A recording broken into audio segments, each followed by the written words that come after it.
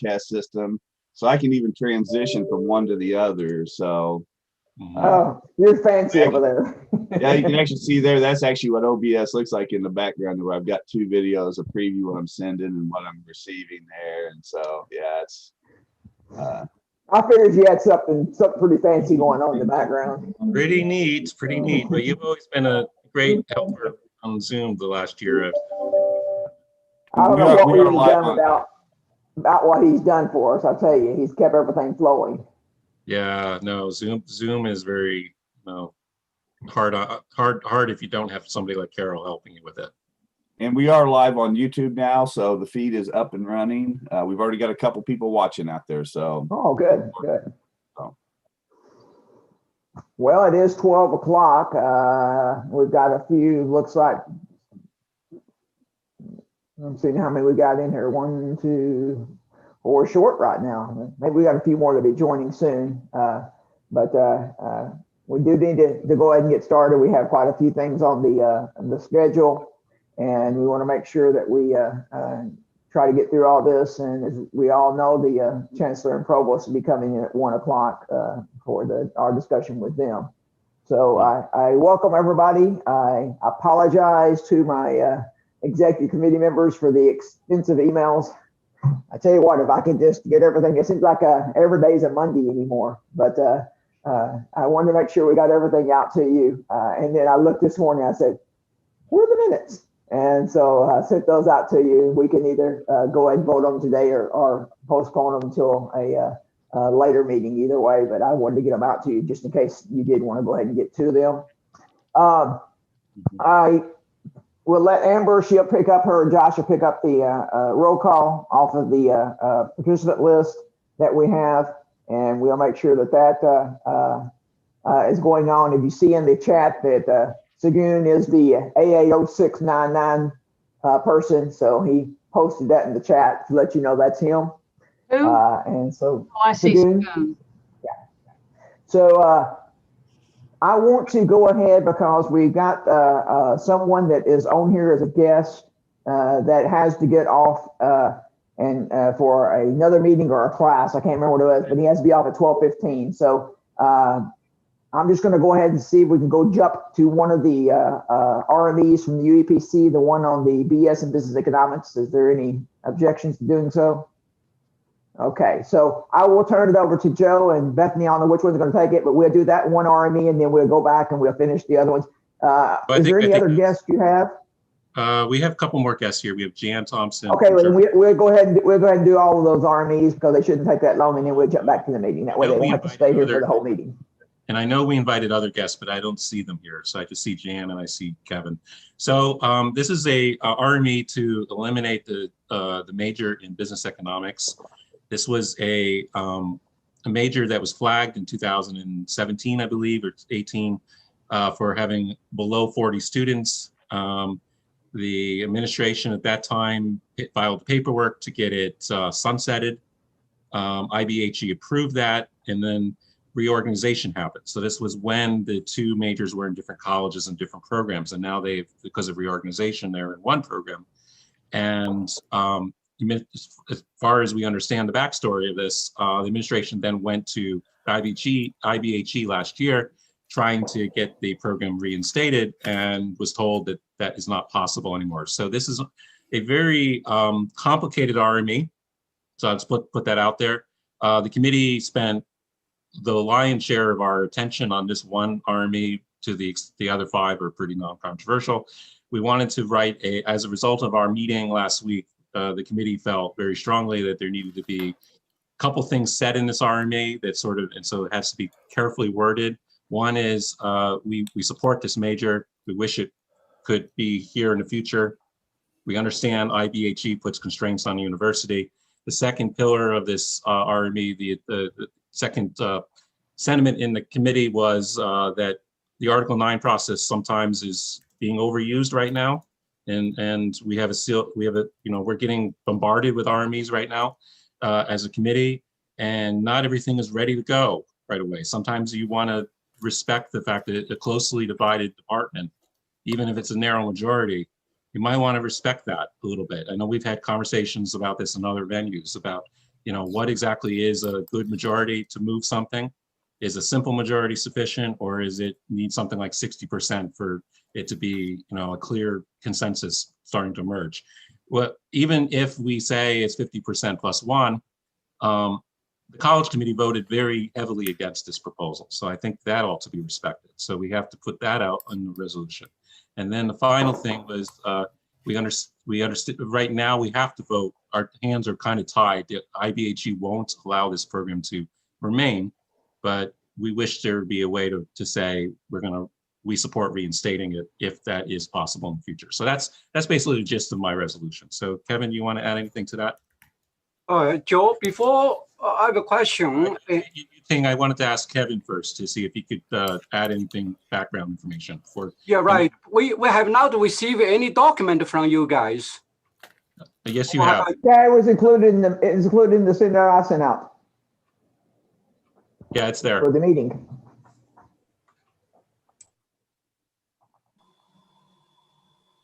It would have been posted like late Thursday, early Friday.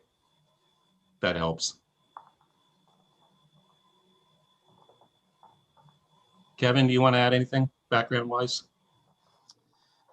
In May of last year, Lizette approached me about what did we want to do with the business economics major, if we wanted to try to reinstate it or eliminate it. Faculty, finance, econ faculty were very supportive of reinstating, and the administration, the provost agreed then. And that's when we found out, when we informed IBHE that we wanted to reinstate and open up enrollment, that we couldn't do that. And so then IBHE told us you have to eliminate it. And so we're dotting the I's now, crossing T's, going through the process to do just that. And so the faculty vote, it's kind of hard to interpret. That's not the original vote in terms of supporting the program, but about eliminating it in the Article 9 process. Mm-hmm. So, but that's it. So y'all are in the process of trying to put the degree back in, what you said, Kevin? Well, the problem is I don't think we can right away, because no one's going to approve a program that was just eliminated. What we want to do is develop a business economics specialization within the economics space. And then if we can show that a lot of students are interested, then we can raise the issue of creating a separate major again. Mm-hmm. Now, did I understand, and I was reading through the resolution in the RME packet, it seems like we're at this point with the IBHE, our hands are tied. Our hands are definitely tied. And so the committee is in, that's why we were putting forward a resolution to support the elimination here. The reason I worded it the way I did after the meeting was that there was a strong feeling on the committee that this is inappropriate interference by the IBHE. And is there some way we can go on record saying we support this major still, and we wish this to be, something that can be reactivated maybe in 3 to 5 years from now, if circumstances warrant it. So, but our hands are. Are there any other discussions or questions? Mm-hmm.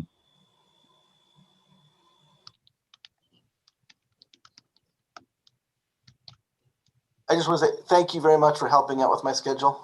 No problem, Kevin. Moving this to the beginning. I appreciate that very much. Well, we hate to keep guests on for our full meeting because sometimes they go a little long.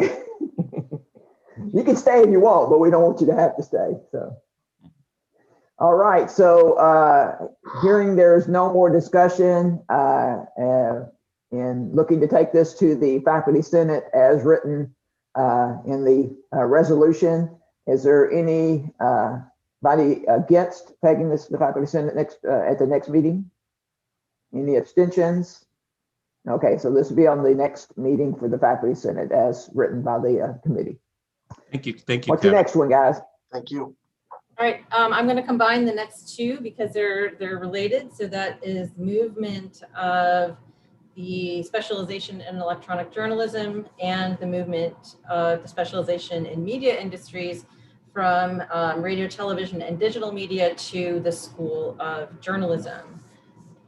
And so, and I'm combining them because the motivations are similar for both. So these two programs are trying to integrate and update their curriculum as part of the reorganization as well. And they want to reflect new technologies and new areas in the field. The two specializations will continue to complement current courses in SOJ and RTD. And faculty from both SOJ and RTD will be teaching courses in these specializations, which gives students a broader educational experience. Current students that are in these specializations in their current home program will be taught out, which is RTD, will be taught out through RTD.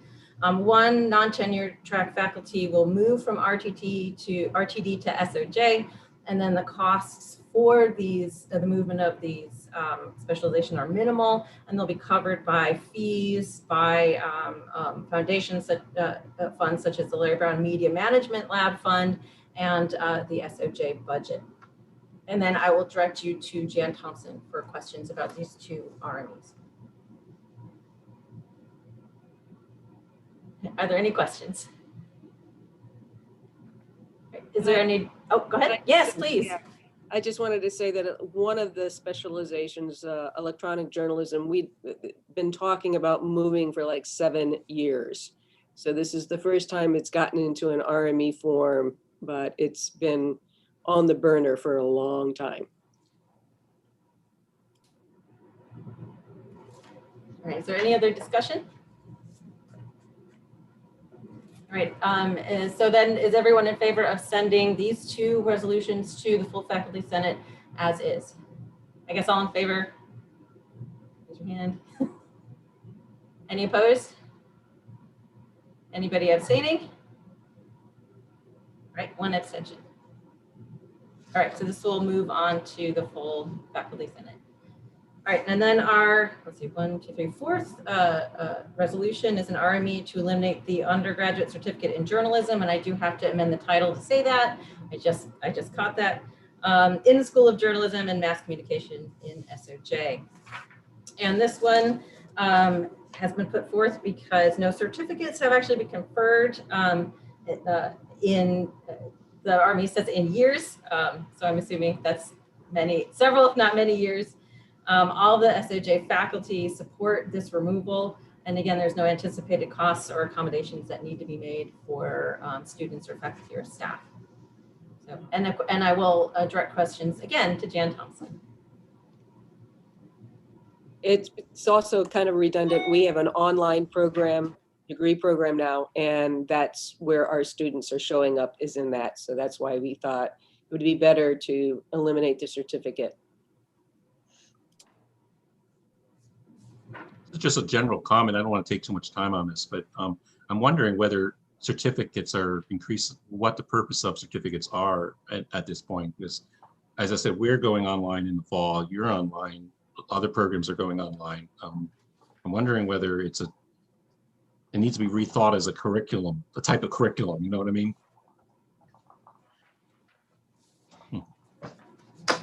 For a different body than us today. Yeah, I agree, Joe. I mean, things keep changing, and I think certificates are becoming obsolete. Yeah. Anyway, I didn't want to take too much time here. Any other discussion? The certificates generally are just some way of a student saying they've had some special training in an area, right? It's just generally for employers, I would think. Mm-hmm. That is correct. Yeah. Mm-hmm.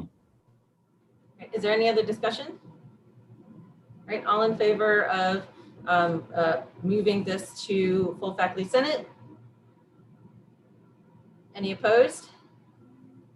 Any abstentions? All right, this will move on. Let's see. Thank you, everybody. Oh, yes. Thank you very much for joining us. Thanks, Jan. Okay, bye. Okay, our next RME is to add an undergraduate certificate program in jazz and improvised studies. This is through the School of Music in the College of Liberal Arts. There's interest from students, a lot of interest from students in the jazz discipline for a variety of reasons. Part of that being the fact that these students may in their careers end up teaching jazz and jazz improvisation. Therefore, a certificate in jazz and improvisation will diversify the curriculum for music majors and give them those tools to be able to incorporate that into their curricula and their careers. And again, there's no anticipated effect on faculty, staff, students, budgets, or other programs. These are going to be courses that are already taught through the School of Music at this point. And I will direct you towards Eric Lenz for questions and discussion. Hi, guys. Thanks for joining. My pleasure. Are there any questions or discussion? My quick question is that have you talked with Africana study faculty member? Are they informed about this? Which faculty? Africana study program faculty or department faculty? I'm not sure they are. You'd have to be a music major to qualify to do this program. So it's sort of limited within our School of Music, but that's a good question. Okay, thank you, Eric. Any other questions or discussion? All right, therefore, all in favor of moving this resolution to the full Faculty Senate? Any opposed? Any abstentions? All right, this one will move on. And then our last resolution, thank you for sitting through all this, is to eliminate the BS in mining engineering. And the reasons for this are that the admission to the program was suspended in 2017, and the program has fallen below IBHE minimum requirements, and ABET accreditation will lapse after August 15, 2021. So they're going to lose accreditation. There basically have been no students. There are no anticipated effects on budget, faculty, students, or other programs.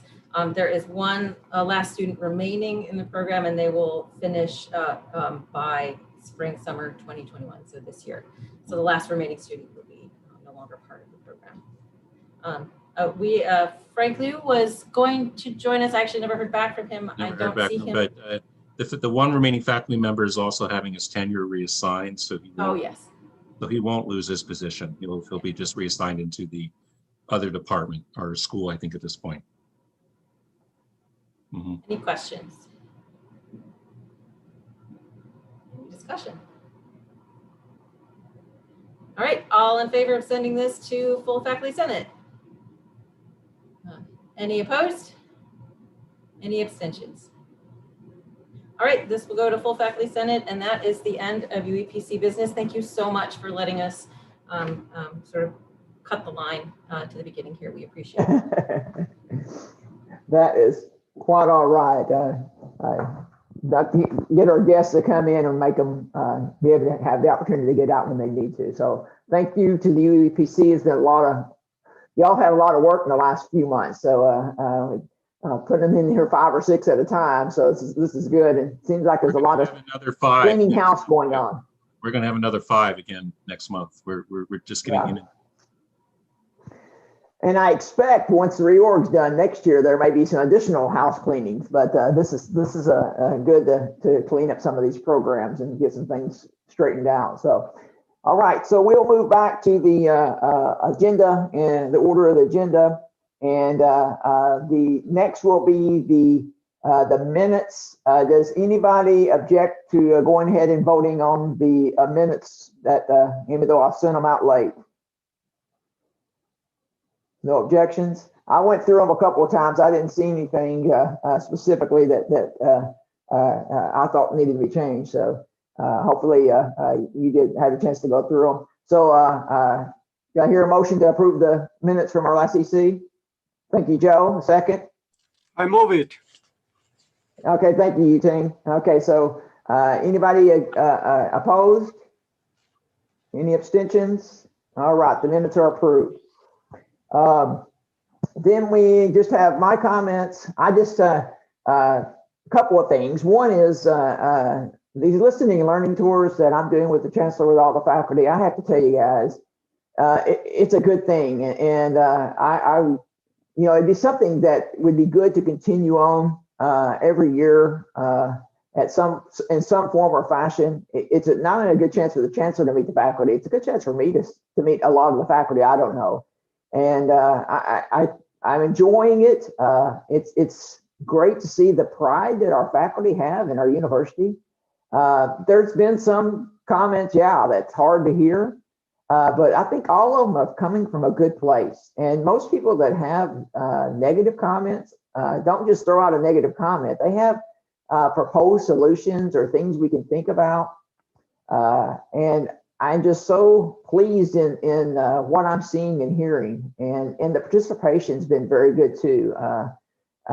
It's been a really good chance. I know a lot of you have been on them. I've seen you on the different ones. And I'm just, it's amazing listening to some of these faculty and some of the things we've got going on at this university that we just don't talk about enough. And we've got to talk about more. And I'm just pleased with what's going on. And I just wanted to share that with you. I think they have really been a good thing. And it's something, as I said, I think should continue in some form or fashion moving forward. Another thing is at the Chancellor's Leadership Council in December, the student, it's called SENSE, Students Embracing Nature, Sensibility, and Environmentalism. They did a presentation done by the students, which was really good. And I talked to Brianna Whitley, I think it is the student that is sort of over the organization and coordinates things. And I think it's a presentation that took maybe 15 minutes that would be good to do at a future faculty senate meeting. I didn't want to get it during this time when we're still having a lot of these RMEs coming in for the reorg and the UEPC ones, but maybe we may have time at the April meeting. So I just want to let you know, I may send out some more information to you about that, but I think it'd be a good thing to hear about some things that are going on. And again, it's looking at the future of our university. So I just wanted to share that with you. That presentation was really good. Okay, we'll go to reports and we'll see executive committee. Grant, you got anything? Marcus, may I ask you a question before the report? Yeah, go ahead, Eugene. Sorry. You mentioned about the negative comments at listening and learning tour. Do you have any notes or any summary about the themes of negative reaction from faculty or any? They're being recorded, and so there is a recording. I haven't been taking any specific notes. I've been more of a guest also in traveling with the chancellor on these. The chancellor's going to use this, you know, and putting together his 5 pillars. And he and I have talked about several things. Most of the negative concepts that come are things that you know, we should focus more on research. The research focus has drifted over the last few years. That's coming as a common theme. We know it's going to be a pillar, is something to do with research. That is something that's come through. There's been a focus on more outreach to the community, and not just Carbondale, the whole Southern Illinois community. That's come out in several of them also, that the university has had a tendency at times to stand apart from the community instead of being a part of the community. And so more interaction with the community, more reaching into the high schools and the lower level schools, getting our students involved in doing that. The university has had a record of getting recognition. It's for community service. We've actually received recognition from the Carnegie, one of the community recognition award. And that's coming up again. So we want to make sure we continue that. So that's a second thing that has come out. Another thing is making sure that we are addressing faculty concerns as to increasing faculty. It's come up the concern about the amount of tenure track faculty, how it's dropped over the last several years, and why are we losing those? And so that's another concern that keeps coming up, just to make sure that we're taking care of our faculty. Those three seem to jump up about every one of them and some of the discussion. And most of them are tied in very much to tying it back to the reputation this university's had for years, and not wanting to lose that reputation any more than we already have, and to build upon what we have. And most people, you know, and it's the thing I know we've all times is if you get outside of the 100-mile radius of this university, you hear many, many good things about this university. You get within that 100-mile radius, you hear more negative about this university. And it's the old saying, you know, that the closer you are to home, the more you hear the troubles. And so a lot of the faculty have shared that they wish that the faculty and our PR would be more positive coming out of here to our locals. And they think that's one of the reasons that we haven't had as good outreach in the community.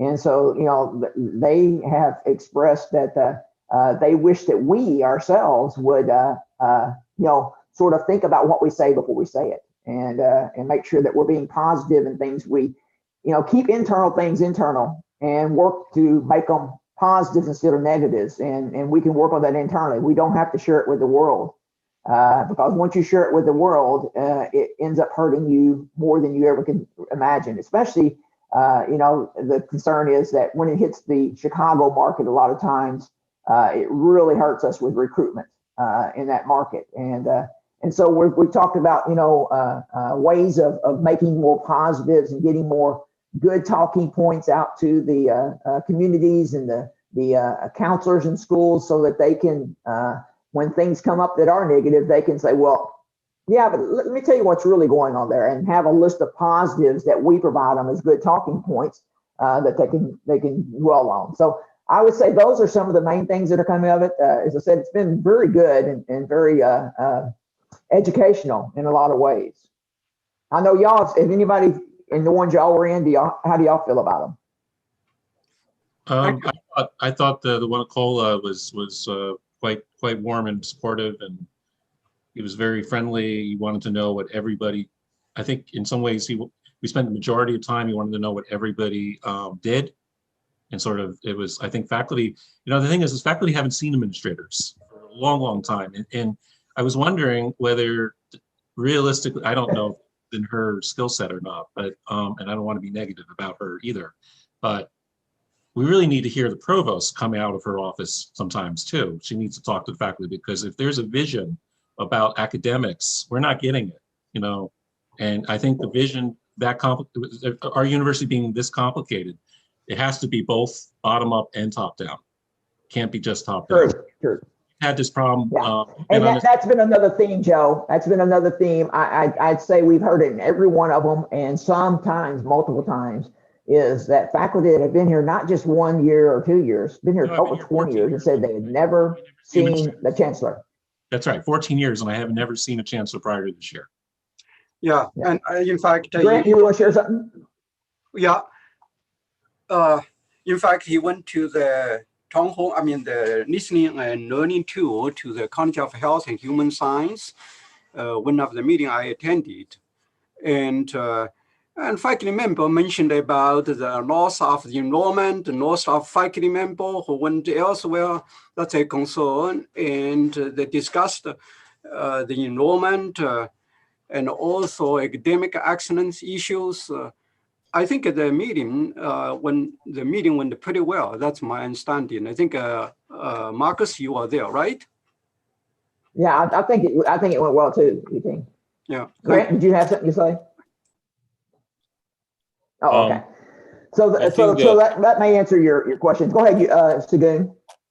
Yeah, you spoke about the reputation of the university and within the community. The irony is that, as you pointed out, outside of the 100 miles the reputation is good, but closer home, it's not good. And what we discovered last year was that quite a chunk of SIU's staff come from these communities. I mean, actually, they also come from outside of the county. And I'm not trying to belittle anyone, but this is just, you know, what the research found, that a chunk of the money from SIU actually goes to these counties because that's where the people live. And yet the reputation in those counties and communities are really, really terrible. So perhaps in addressing this, we should start from within. That is, you know, working with the staff who travel from here back home and could also become the voices for the university. Yeah. And that's been some of the things that's come up. And I know that's some of the things the chancellor has picked up on. Matter of fact, there's been some things that he's not waiting to end the tour. I mean, there's been some things, opportunities that he's jumped on. You know, like we had curriculum instruction, and we were talking to these teachers that are going out to the pre-K through 5-year-old households and working with children. Well, immediately we got off that one, we ordered T-shirts for all those kids. They have 600 they're seeing right now, and it's usually about 900 right now. They're limited due to the pandemic, but we're gonna get each of those kids in a Saluki T-shirt again to get the word out there. And so it's something small, but it happened immediately. The next, you know, we got off the phone, the call. The chancellor made a call to his staff, and the next day we were getting sizes that they needed, and it was being ordered. So just little things like that that he's acting on when he can.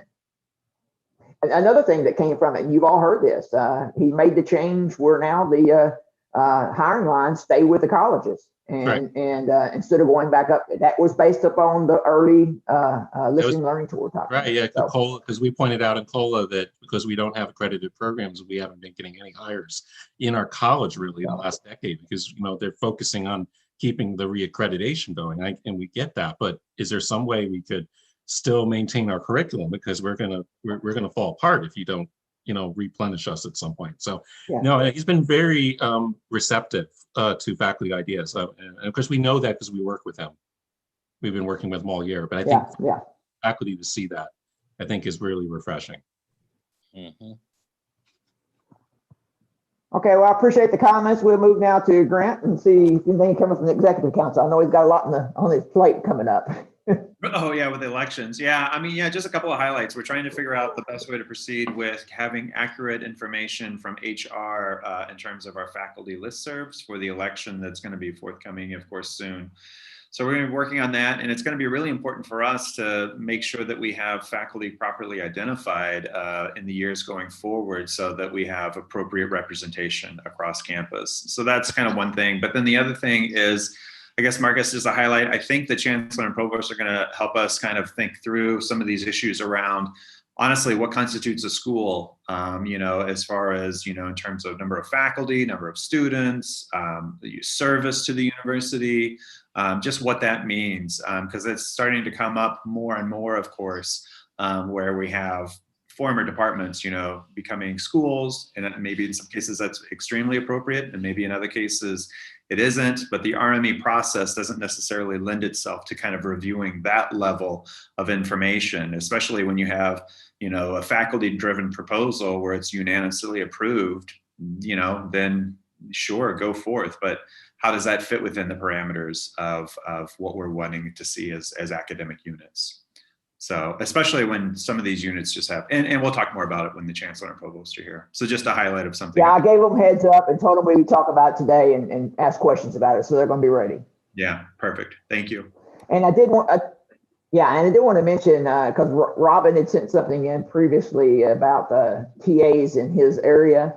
I don't know if your dean has gotten back to you on that yet, Robin, but I know that Scott has been in on the discussion. I know that the graduate dean has provided him some data, And I know they're talking about it and looking at that. So that's another good thing that I'm seeing is when we have things that come up, they're actually moving on them and trying to find out what's going on. So I hope the word is getting back down to the people that's asking, because when I get questions that come up, I send it straight to the chancellor and say, here's a question that come up.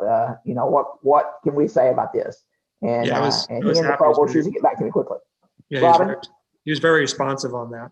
I was happy to see. Yeah. I mean, there wasn't a resolution from the dean of the School of Grad Studies. Basically, the provost ponied up money to make up the difference. So it's a short-term fix, but it's not. I mean, well, he's got a spreadsheet that they're working on, and I think they're now trying to relook at the spreadsheet, and then of course the reorganization is changing a lot of things in that spreadsheet. So, but yeah, I'm glad they were able to take care of that then. Yeah, I hopefully there'll be continued, discussion about it, and because I don't think it's fixed. I think it's just there's a Band-Aid for the next year as far as mine. Band-Aid on. Well, and as we're talking about reorg, and we're going to talk about it more as we get the chancellor and provost on, I wanted to share with you. We're getting close. This is the update as of now. You can see I've got a red on forestry because forestry and horticulture moved down to start a new school, and that gets into some of the questions that we got to ask about what is their ideal of these schools? Is it number of faculty? Is it number of degrees? Number of programs? What is going to be the makeup on this? Because now the agricultural life and physical sciences will have 6 schools when it's finished. And the other one that's there in yellow is the physics and applied physics, which one we're looking at right now, which is another one that is just a program or one department becoming a school now. And that's the concern that we're looking at with some of these. The numbers you see that I have here, that's what I added based upon faculty counts from the faculty listserv. This is when I found out again that our listserv that we just put together is missing about 10 departments. And so we're really concerned about our listserv.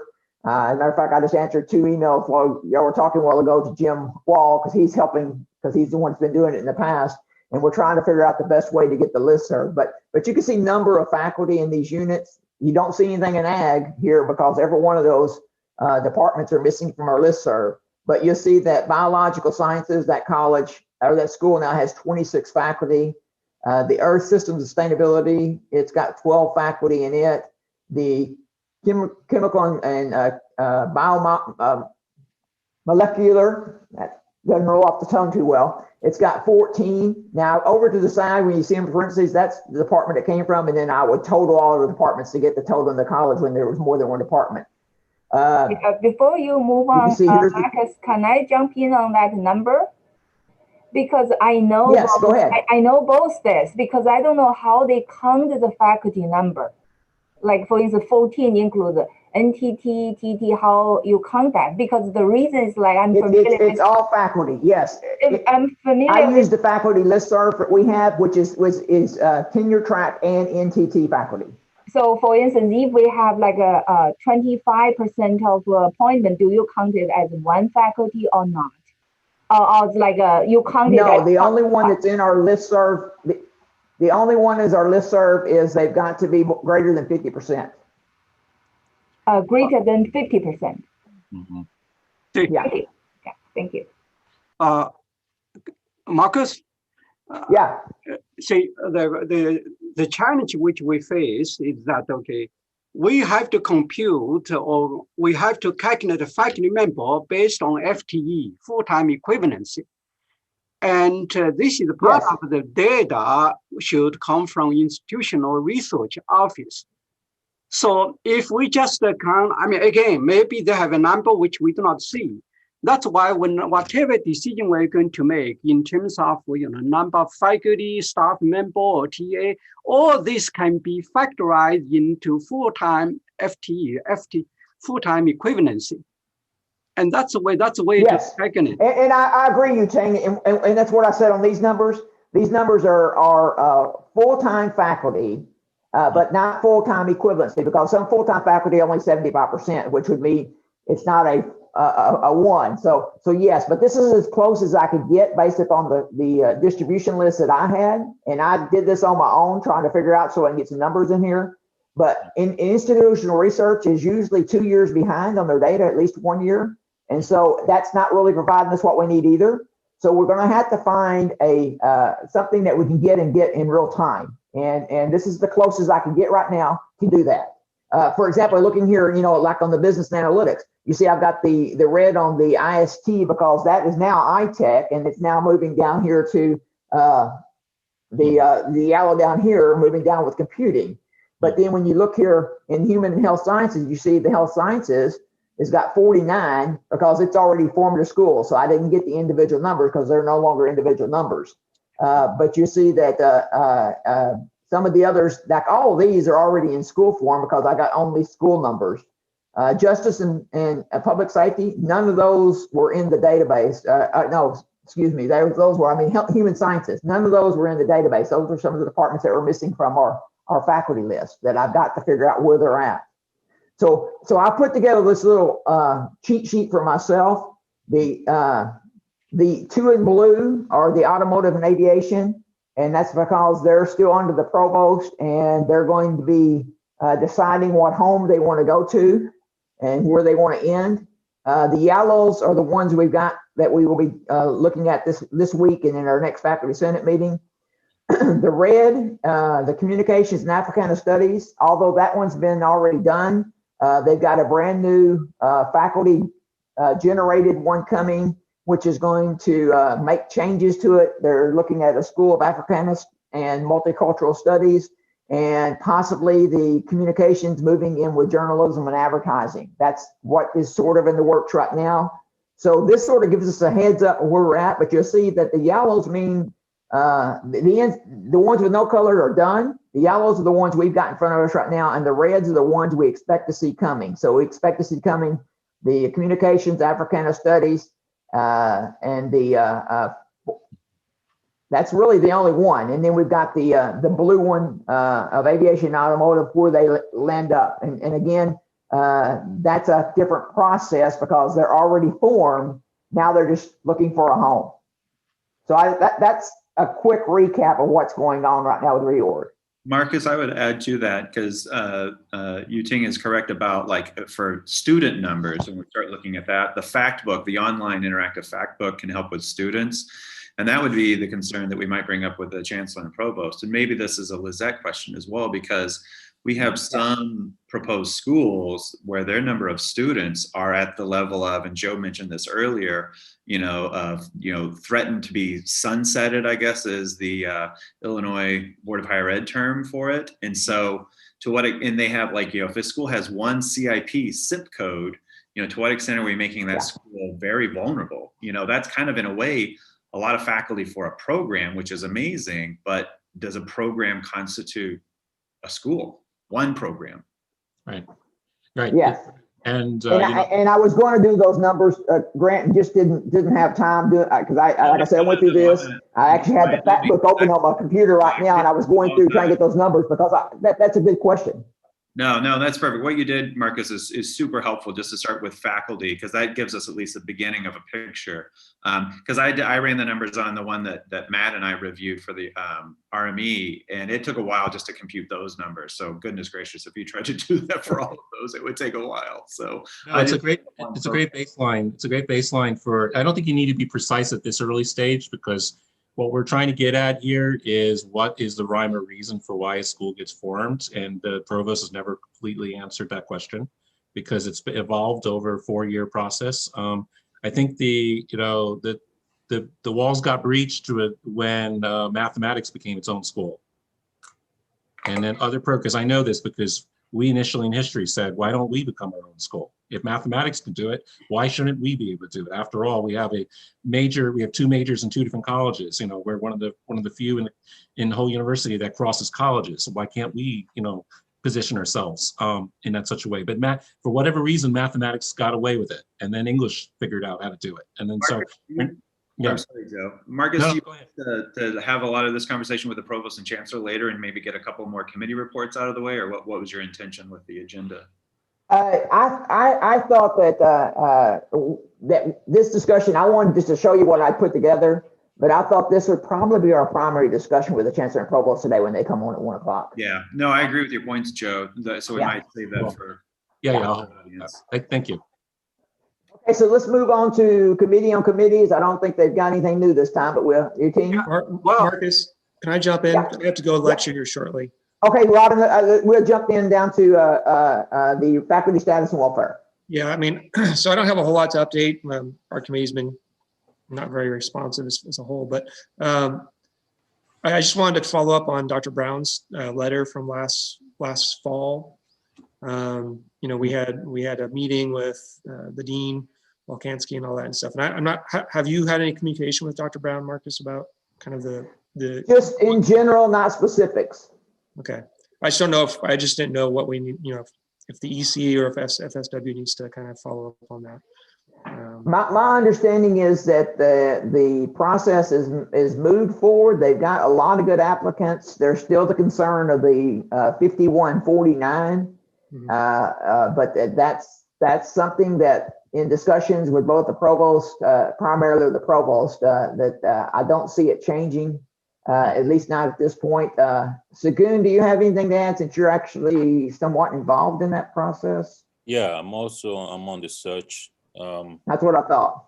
We have just finished the interviewing process for now there are 3 positions open, and they were classified as 2 assistant professors and 1 associate professor level.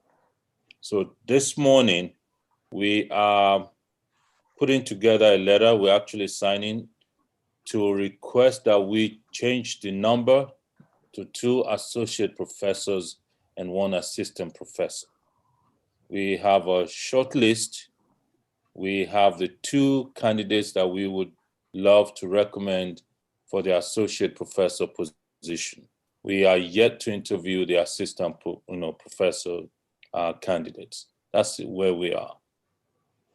So Sagoon, has the Africana Studies faculty been fully involved in the process as it's moved forward?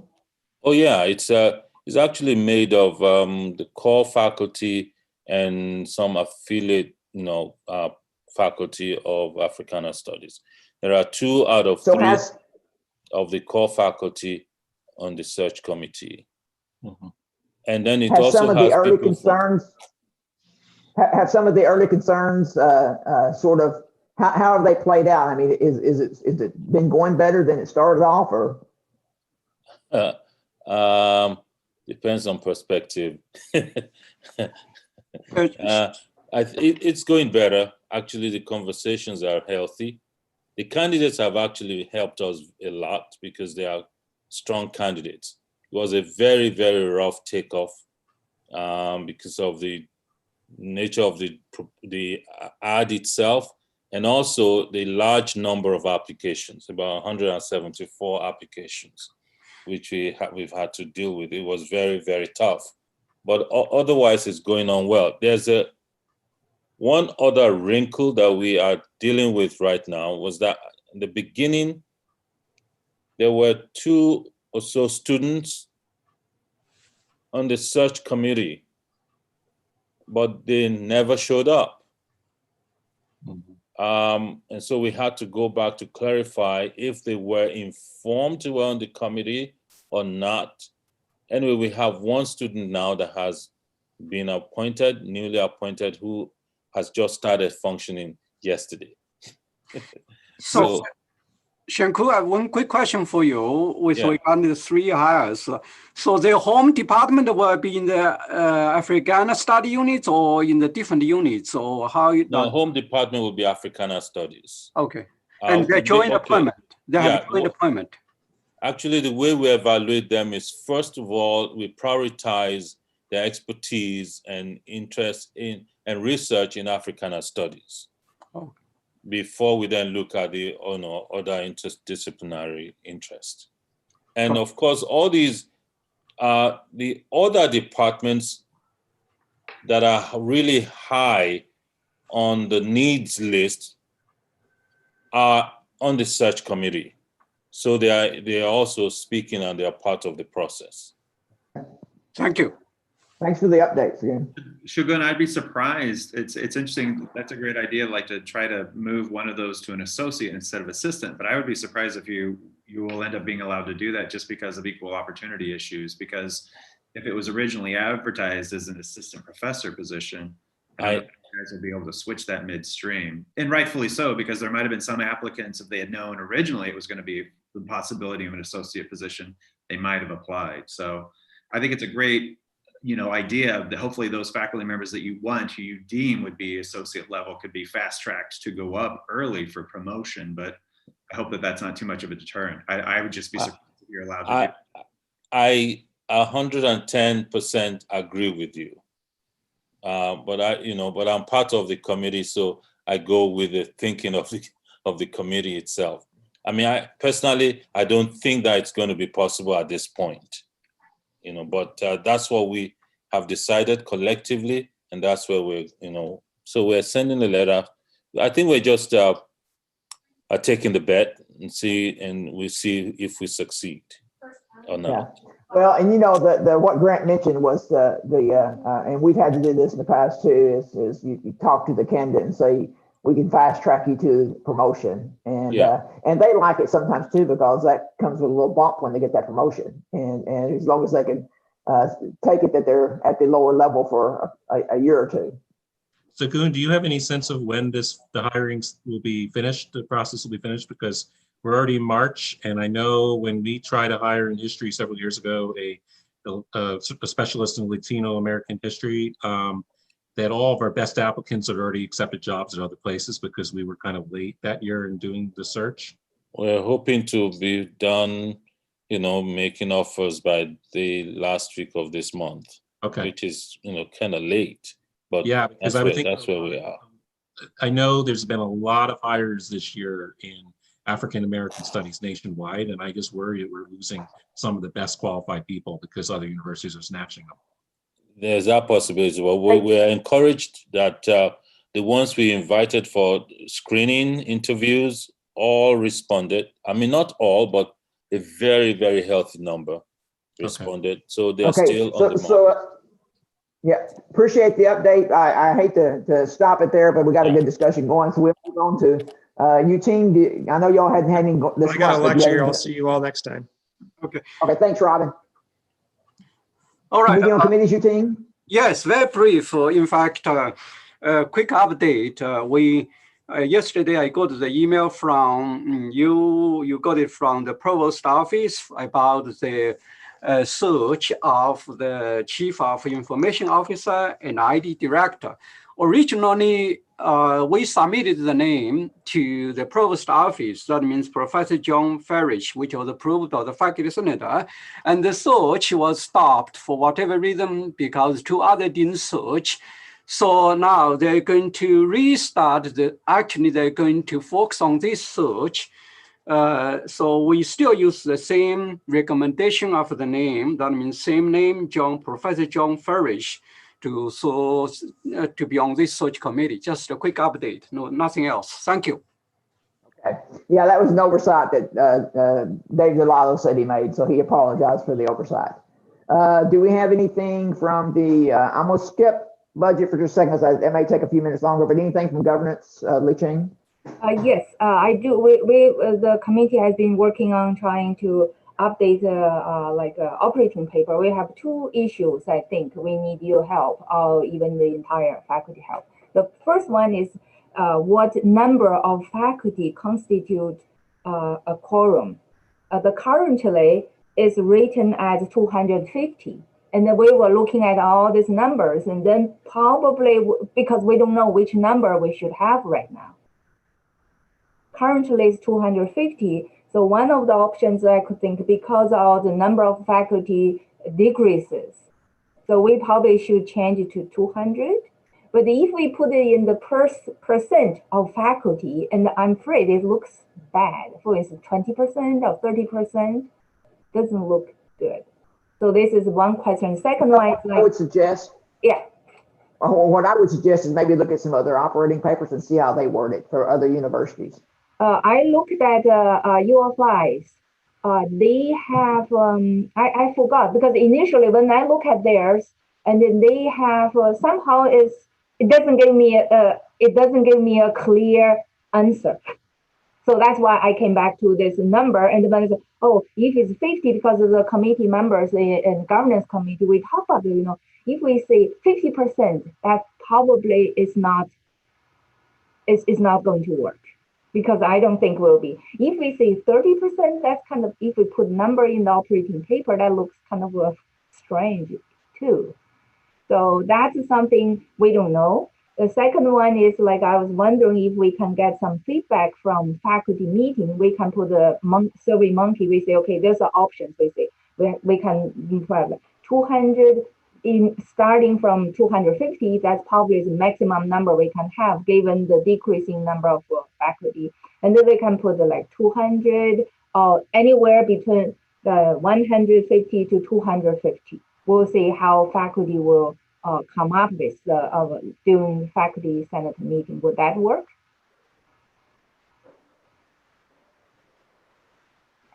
Good question. I think it's something we need to think about and see what we come up with. We'll continue to think about that. The second issue is like is related with, because we have a new colleges. And another one is basically the voting unit. Right now we allocate 6 entities that consist of 36 faculty senate. If we are looking at now the number of entities from Jacob's paper, like a report, is increasing. Should we increase their number? So this is the second issue we kind of stuck with. Okay. And that's going to be something we're going to have to look at with the reorganization, because it's going to change it completely. I agree. Yeah. So and then this is the 2 specific points we'll put together, and I'll kind of present. But anyway, this is some asking for suggestions or some recommendations, those kind of things. Yeah. Okay. Thank you. And then Jacob, report real quick on the budget. Yeah, just quickly, the town hall went well. There were generally around 30 to 35 viewers at any point. The Daily Egyptian did an article online, and I had to respond to a few errors, but that was to be expected, I suppose. I just got off an interview, a Zoom call with an interview with the writer of that article, and they're going to be expanding that, and it should be a front page story in the next issue or the one after that. So, yeah. Yeah, I didn't get to actually, I had something else going on, but I went back and watched that. It's a good thing about being on YouTube. You can go back and watch it. And I thought it had some really good responses with chat, and your committee did a great job. Yeah, thank you. Yeah, Joe, do you have something? No, I just wanted to just thumbs up. thumbs up, but I asked Li Ching the question privately. I guess I'll ask it to the broader group, which is small schools in terms of reorganization of the faculty senate. I don't know. Have you thought about that as a committee at all? We didn't talk about the schools because we're talking about the more this elections, like a unit means college. College. Yeah. Okay. So we're still because okay. Yeah. So this because the College of Business right now only has 1 faculty senator, and we got had 4 departments, so exactly 3 schools.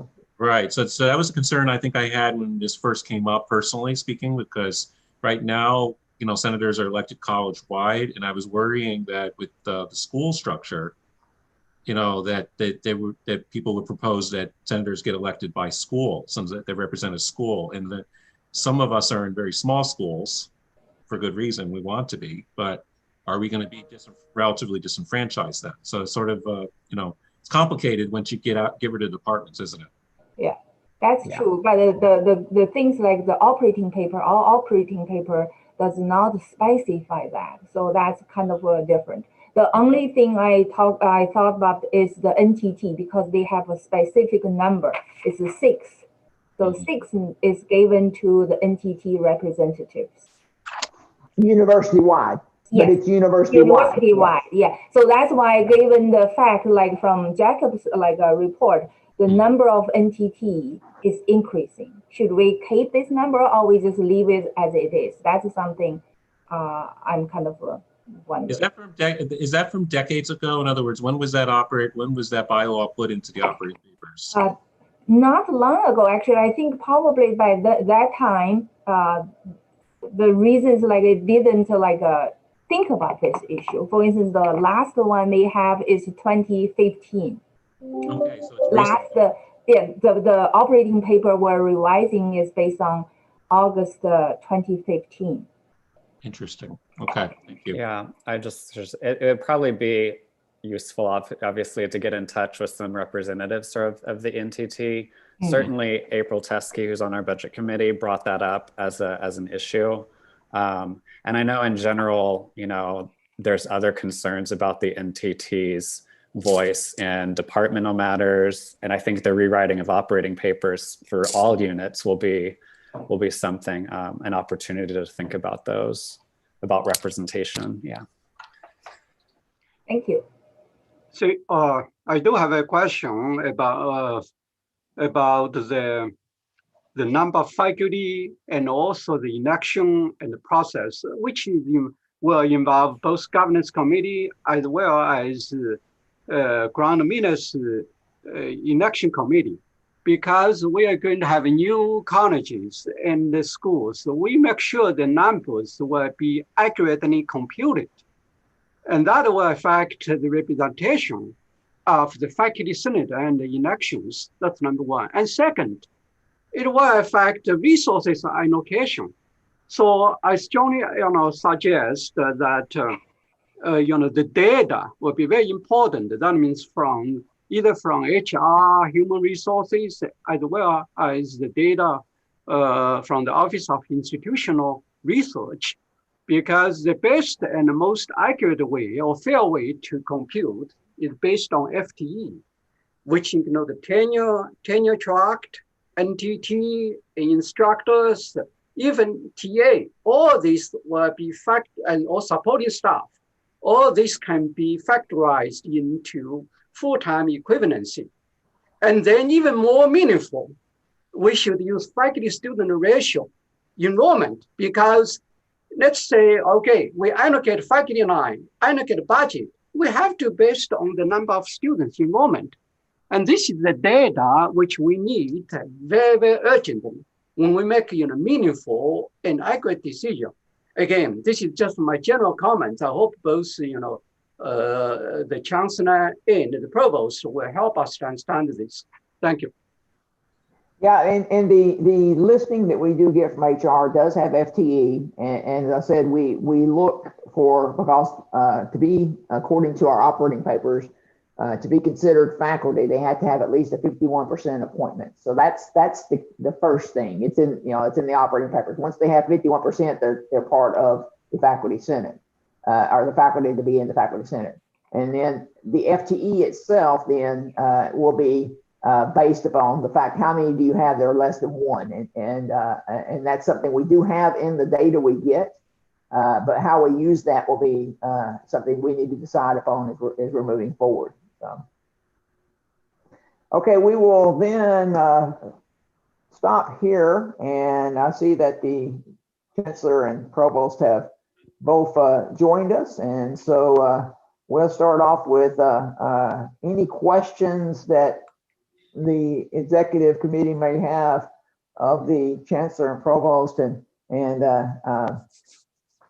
I can start it off. I know it's something we all, and I like I said, I gave them heads up that we were going to talk about this, but probably the one we want to focus on most today is looking at this new reorganization. Is what are our ideal of what constitutes a school? Because we're seeing some departments that are wanting to just stay as they are and just change their name from department to school. And we're having concerns about that happening.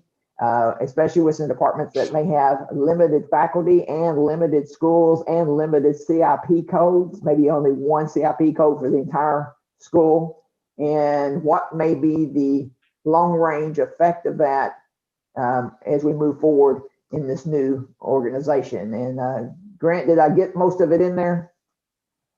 Yeah, I think that that's great. I think that that helps tremendously. Just to kind of also add to it, the RME process is not the reason why we're asking for this guidance. So thank you so much, and appreciate being able to kind of give you a heads up about that as well. The guidance, because the RME process and the Article 9 process doesn't lend itself well for us to really kind of get into those weeds, and maybe they're not our space. But I also fear that, like, for instance, when we have RMEs that are faculty driven, which is great, that's what we want, but they're unanimously approved and they get approval of, you know, the FA and other entities, then based on what we're reviewing, we approve them. But if there's not a set kind of guideline or procedure, I fear that that sets us up, all of us up for failure, where if you then are not going to move those forward, because we are advisory, but yet there's all the quote unquote data of faculty approved, faculty senate approved, FA approved. I just fear that that kind of sets up the, you know, an awkward process for us all. Mm-hmm. Chancellor, could I take that question? Yeah, go ahead. So, you know, just to give you a little historical perspective, the reorganization process started in 2017 in October, before I was in my current position. So the way it was conceptualized was there was no rule of thumb used, like, you know, the IBHE has some guiding principles. Like if you have more than, if at the bachelor's level, you have to have 40 majors and graduate 9 every year to be viable. At the master's level, you need 10 majors and graduate 5 every year. At the PhD level, you should have 10 majors and graduate 2 every year to be viable. Otherwise, you have to give justification for your existence. So that could be one criteria that could have been used. That is, you know, are you viable as an academic program? Should you exist or not? And if you are an academic program, you have an academic department. However, there was no such, that kind of criteria was not used, because even the year before the reorganization, when Provost Susan Ford was here and I was the dean, and there was a whole year that the Faculty Senate and Grad Council participated in an academic prioritization task force. At the end of that whole year, there was discussion, because at the end of it, all academic programs look good based on the way things were weighted. There was discussion about whether a department which has less than 10 faculty should be combined with another department. At that time, that discussion happened at a retreat with the provost, but then that was abandoned because, you know, there was going to be a protest. Why 10? Why not 9? Why not 8? Why not 11? So how would you determine that? So anyway, so I'm just giving you some prior rules of thumb that were used. But Chancellor Montemagno, when he started the reorganization, was to bring similar programs together. That was the idea. So that's how the reorganization progressed. And since I came to the office in 2018 in April, we had lots of discussions and back and forth with faculty and trying to accommodate faculty input and so on. We are where we are today. Right now, we are in the last 8 RMEs. Out of the last 8, first of all, these RMEs represent to some extent units that have been reluctant to like jump feet forward, like just jump in with their feet first. So these are the last, there are 8. Out of the 8, there are only 2 that include a singular department becoming a school. And I'll give an example for physics and applied physics, why we are here. We spent over a year in conversations with chemistry and physics to join. Some of those meetings were very, very contentious. None of the units wanted to be together, and they gave many arguments, saying they're very productive, NSF Career Award winners, and that for them to continue to be productive, they need to have that kind of independent unit. We had graduate students protesting, with undergraduates. So I'm just giving an example that we were accommodating as we went along. And that's how we have ended up with physics and applied physics. The data that you provided in terms of enrollment is very well taken. I provided that in those meetings with chemistry, with physics. I told each of them, look at your data. Look at IBHE's data. You don't just, I mean, you're not viable as per IBHE standards. And they said, okay, we continue to decline, then we're willing to, you know, sort of combine units when they become very small. So I'm just telling you, it is not for the lack of providing the data that you provided me. I'd already provided it to them. I took it with me to that meeting and saying, look at your numbers. It doesn't justify being alone. But there was so much of contentious between the two units that we didn't want to harm what is already very successful grant getting activity in the units. Then the next one that is out of the 8, the second one is going to be Africana and Multicultural Studies, which initially was proposed to be with communication studies. But then based on the meeting that we have had, there was sort of discussion and some contention about being together. And so then Africana and Multicultural Studies is going to come to you as a standalone school. So I'm just saying out of the 8, these are the only 2. The remaining 6 do include combining different units. And the rationale is that the logic that is used to bring similar programs together, but it doesn't always work out based on the conversations that we have with the units. If there is at least some amount of alignment or something that some of the faculty can sort of agree on, that allows us to move forward. So that's the logic, that we did not use a clear objective criteria, which would have made things easier, because then there is no discussion. Like there's no choice, no discussion. If you have less than 40 majors, you are going to combine with somebody else. Or if you have less than, you're a graduate, and there are some of our units, like the Masters in Public Administration is only a graduate program. They have no undergraduate. If you don't have 10 master's students and graduate 5 every year, you can't be alone. You have to join with somebody else. That was not used. I can just tell you that. Yeah, that was not used. So what are we going to do moving forward? Just in thinking about this, if the IBHE looks and says, you've got some schools here that don't meet our guideline requirements, what do we say then? So we have had at least even after Chancellor Lane has come, we have met with the IBHE. We have met with the IBHE every time we've taken like a group of RMEs forward, and they are okay. They understand that we are dealing with not just like sort of structures, but human beings. And so what they have asked is, why have you not initially, whatever Chancellor Montemagno had proposed in his straw man proposal, there were very few schools, lot of consolidation, but we have expanded. So that they did ask me, why have you more than what you proposed the first time? And I said, it's because we are having these discussions and conversations, and we're trying to accommodate human sentiment, human logic. That's what we're trying to do. And that's why we have a few more than what we started. And they are understanding of that, because they manage so many universities that they are understanding of that. Can I just follow up on this? Because I think, that was very helpful what you just gave as far as context. And, because reorganization was meant originally, I think, by the chancellor back in 2017 to finish up in about a year. I think he had this, frankly, unrealistic timetable, but he thought he could get it all done in 1 year. And it's not taken 4 years. And what seems to have happened over the 4 years is schools have become smaller. The new ones, history and philosophy is one of the later ones. We're going to be a tiny school by comparison. And Marcus was showing us a spreadsheet at 12:30 in our meeting where there was some schools that had 50 faculty, something close to 50 faculty, and other schools like the one I'm joining in July 1 that says 12 faculty. And so I guess I'm going to change the question here, which is about governance of these schools. How does a 50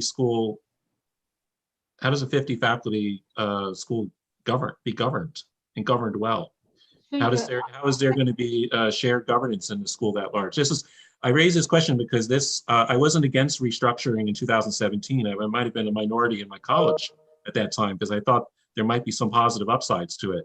But I was against the way Montemagno was proposing at that point, because there was no way this could be shared governance in a school that large, that unwieldy. You can't govern a place.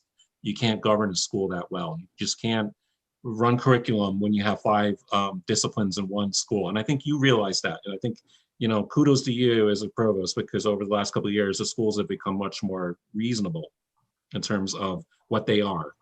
So, all right. So do you have a specific example that you want me to speak to, Joe?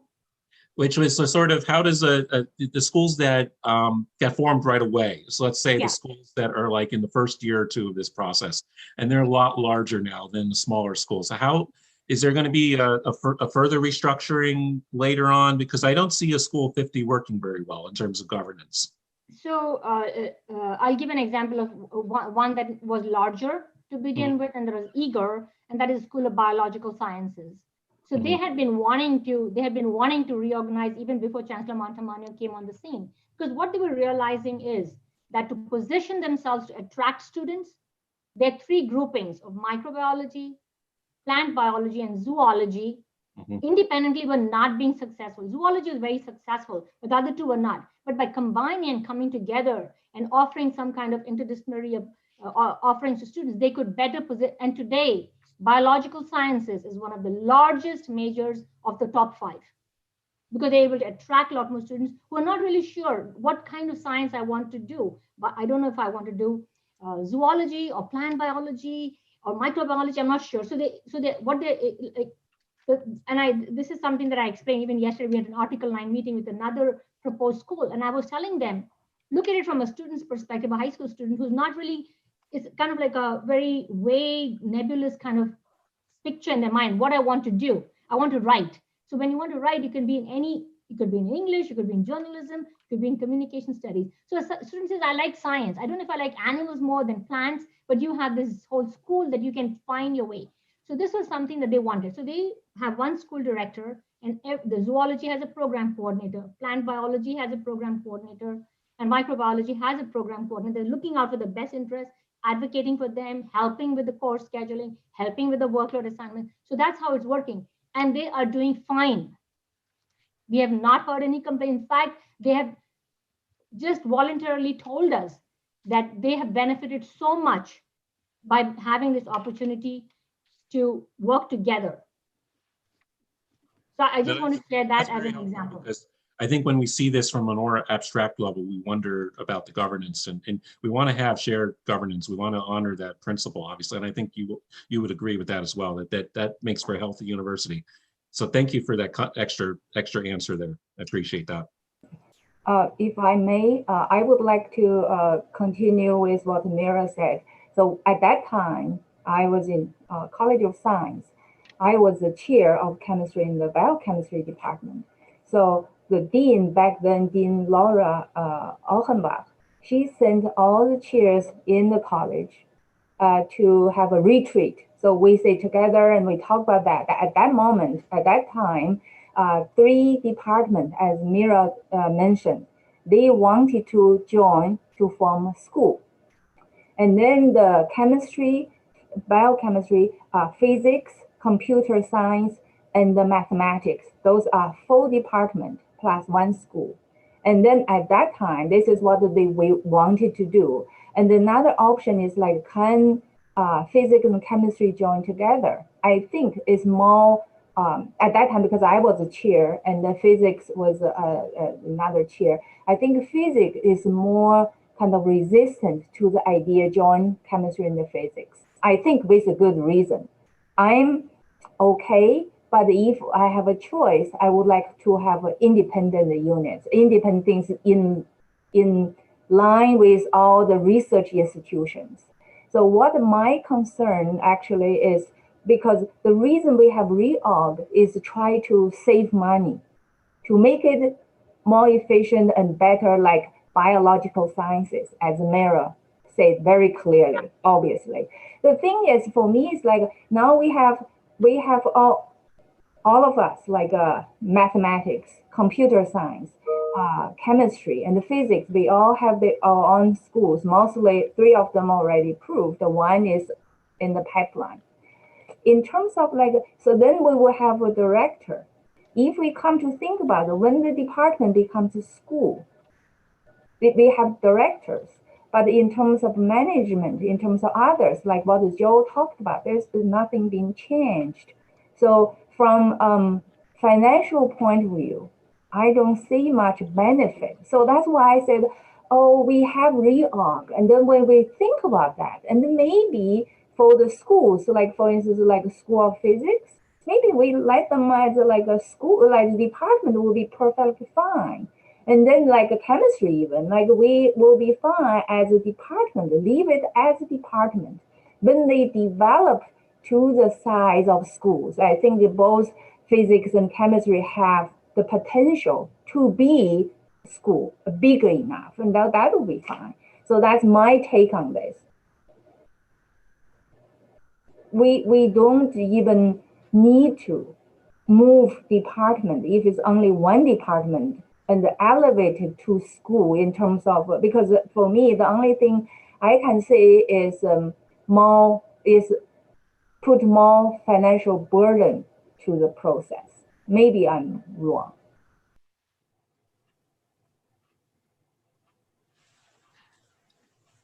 I have a question. I'd just be curious to hear, if you don't mind, Chancellor Lane. I feel like I have not heard very much about your perspective on reorg. Usually, Mira or Lizette, takes these questions, but as still a recent arrival who's inherited this process, that's obviously taken an extraordinary amount of time. And I think even last meeting, you might have, I think I recall you saying something like, we don't know yet if students will even care, whether this program is with this program or whether they're different departments. I mean, what's your perspective on on this thing we're doing? Thanks for asking. I have really, I've tried to study it and ask a lot of questions from the beginning about what was the intent. I'm big on structural frame. So what was the goal and what did we hope to achieve or look like at the end?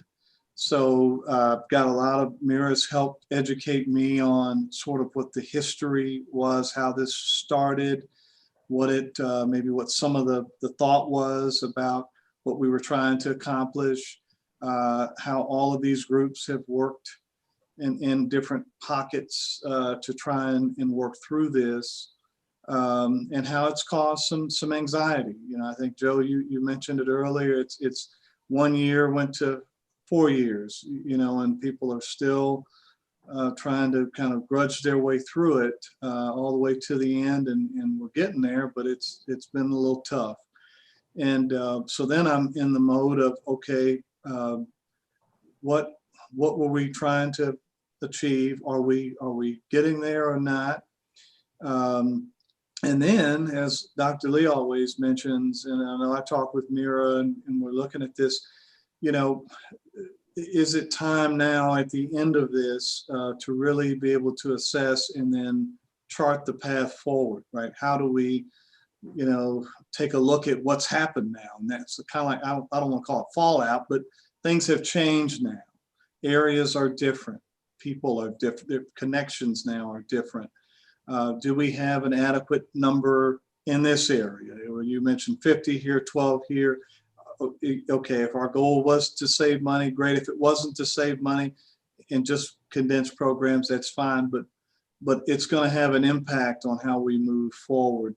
I think when we get to the final 8, the work really begins. I don't think it's, I don't think we're all right, we're finished, we can celebrate. I think we're probably more in the mode of how do we, really understand what it is that we were trying to accomplish. That's not to disparage anyone's work.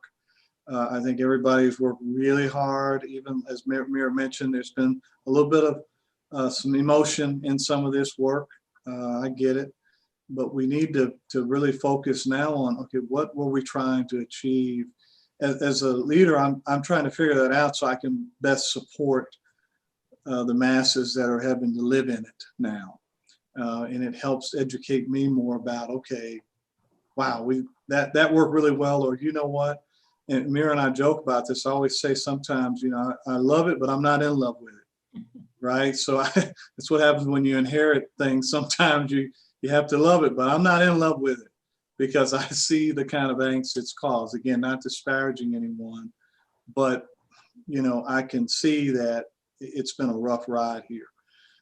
So I'm anxious to still, get some outside eyes on this, where we can actually have a look now collectively, particularly Dr. Oldham and I talked a little bit about this too, but just what happened? Okay, did we achieve what we wanted to? And again, how do we attack it going forward? I know it's we can't undo some things right now because we're in it, right? So I think we've got to finish that out and then take the hard look and not get our feelings hurt. So if there's some things that just make no sense at all, we need to call it and go, yeah, it doesn't make any sense. Okay, what do we do to kind of move it going forward, right? How do we adjust it? I don't want anybody to be too rigid where we can't undo some things that maybe don't make sense, or to continue on the path where things do make sense. As Mira mentioned, some areas they're off running down the street, they're high-fiving each other. Leave them alone. But there's some other pockets that maybe are not doing that. So how do we address it? So long answer, Jacob, but that's kind of where I am in looking at what I hate to say what I inherit, but that's part of it. Any leader that's coming in is going to inherit something. I'm more concerned about how this group is perceiving this change. And if you think it is working, that's really what I want to know is, do you think this is working right now? Do you think this is beneficial? Grant brought up some good points, to lead us into this discussion. So I want to still keep hearing more of those kinds of things so we can keep adjusting and moving around. Chancellor, if I could just answer that really quickly. I think initially it wasn't working really well. And there was a lot of, in fact, there was a major union grievance against it in my college that stalled it for 18 months because it was the strawman proposal was they hit a thought. We voted in the School of Humanities. We had a 0 to 60 vote no, including myself, who otherwise I think I'm generally supportive of this new approach to our university. But at the time this was voted down 60-0 in our college in a straw vote. And then it got shelved and everything moved on. So I think as it's taken 4 years, it's painful because it's taken 4 years, but it probably has we probably have achieved more faculty buy-in as a result of slowing the pace of it. Yeah.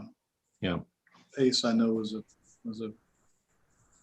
soft spot. Yeah. I think Eugene's wanting to jump in. Go ahead, Eugene, jump in. Okay, thank you. First of all, thank you, Dr.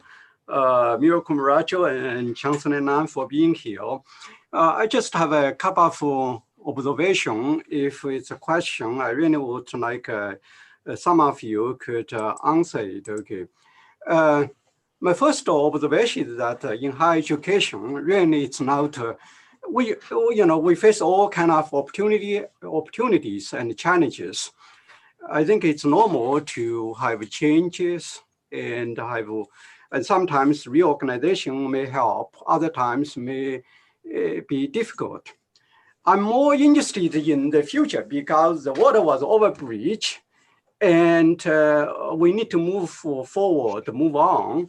And I'm more interested in assessment, as Chancellor Nan mentioned. In fact, both Dr. Shane Cohen and I proposed assessment almost 7 or 8 months ago. That means in September, August. And we may not start it until fall or even spring of 2022. So I think assessment this is urgent, it's necessary as soon as possible. And one quick question is that, to what extent does it save us budget and increase financial efficiency? Because that's, after all, we talk about resources. We talk about financial, fiscal sustainability. When we talk about financial, fiscal sustainability, actually, we talk about revenues. Did it increase our enrollment? Did it increase the grants and donors? Did it or does it or will it help us to get more state budget? And the opposite is that, let's say if we give more money to those directors, and instead of chairs, now we have 25 directors. Ordinarily, we give the salary to the chairs maybe 10 months. Now give them 12 months. I'm just curious whether it may cost more or save us the budget. That's number one. And second, the question about the efficiency, why just department, any data, any criteria, what can we learn from this when we do any reorganization? And even more than that, let's think about, we still have the same number of the college deans. Remember, some deans, makes almost 250 to 20. Of course, okay, that's a market. We respect that. Why cannot we even combine some colleges to be more efficient? Same thing with university structure, non-academic area. Why cannot we make it more efficient, financially more sustainable? That's the question I'm more interested in. That's question, the first question, okay, assessment, okay, in terms of financial, saving efficiencies. Second, and the second question, how does it help us to increase our enrollment, faculty morale, visual governance, and also attracting excellence and diversity of faculty? Because this is faculty centered. I'm a strong advocate of shared governance and also attract excellent faculty.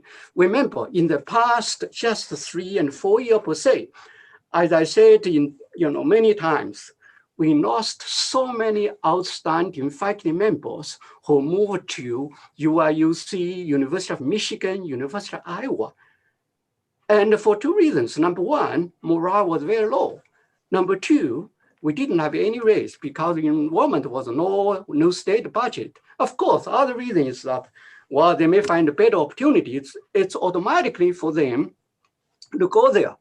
If we think about our academic excellence reputation, when I came here in 2015, the ranking was 1 SIU, US News World Report, 153, the ranking. I came here for the academic reputation.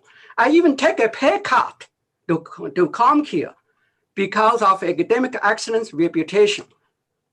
So now, last year there's no ranking, and this year is 258. Now, that means, okay, when we talk about academic ranking, it depends on academic programs faculty. If we cannot keep and attract or retain excellent or talent and diverse faculty member, we will not attract students.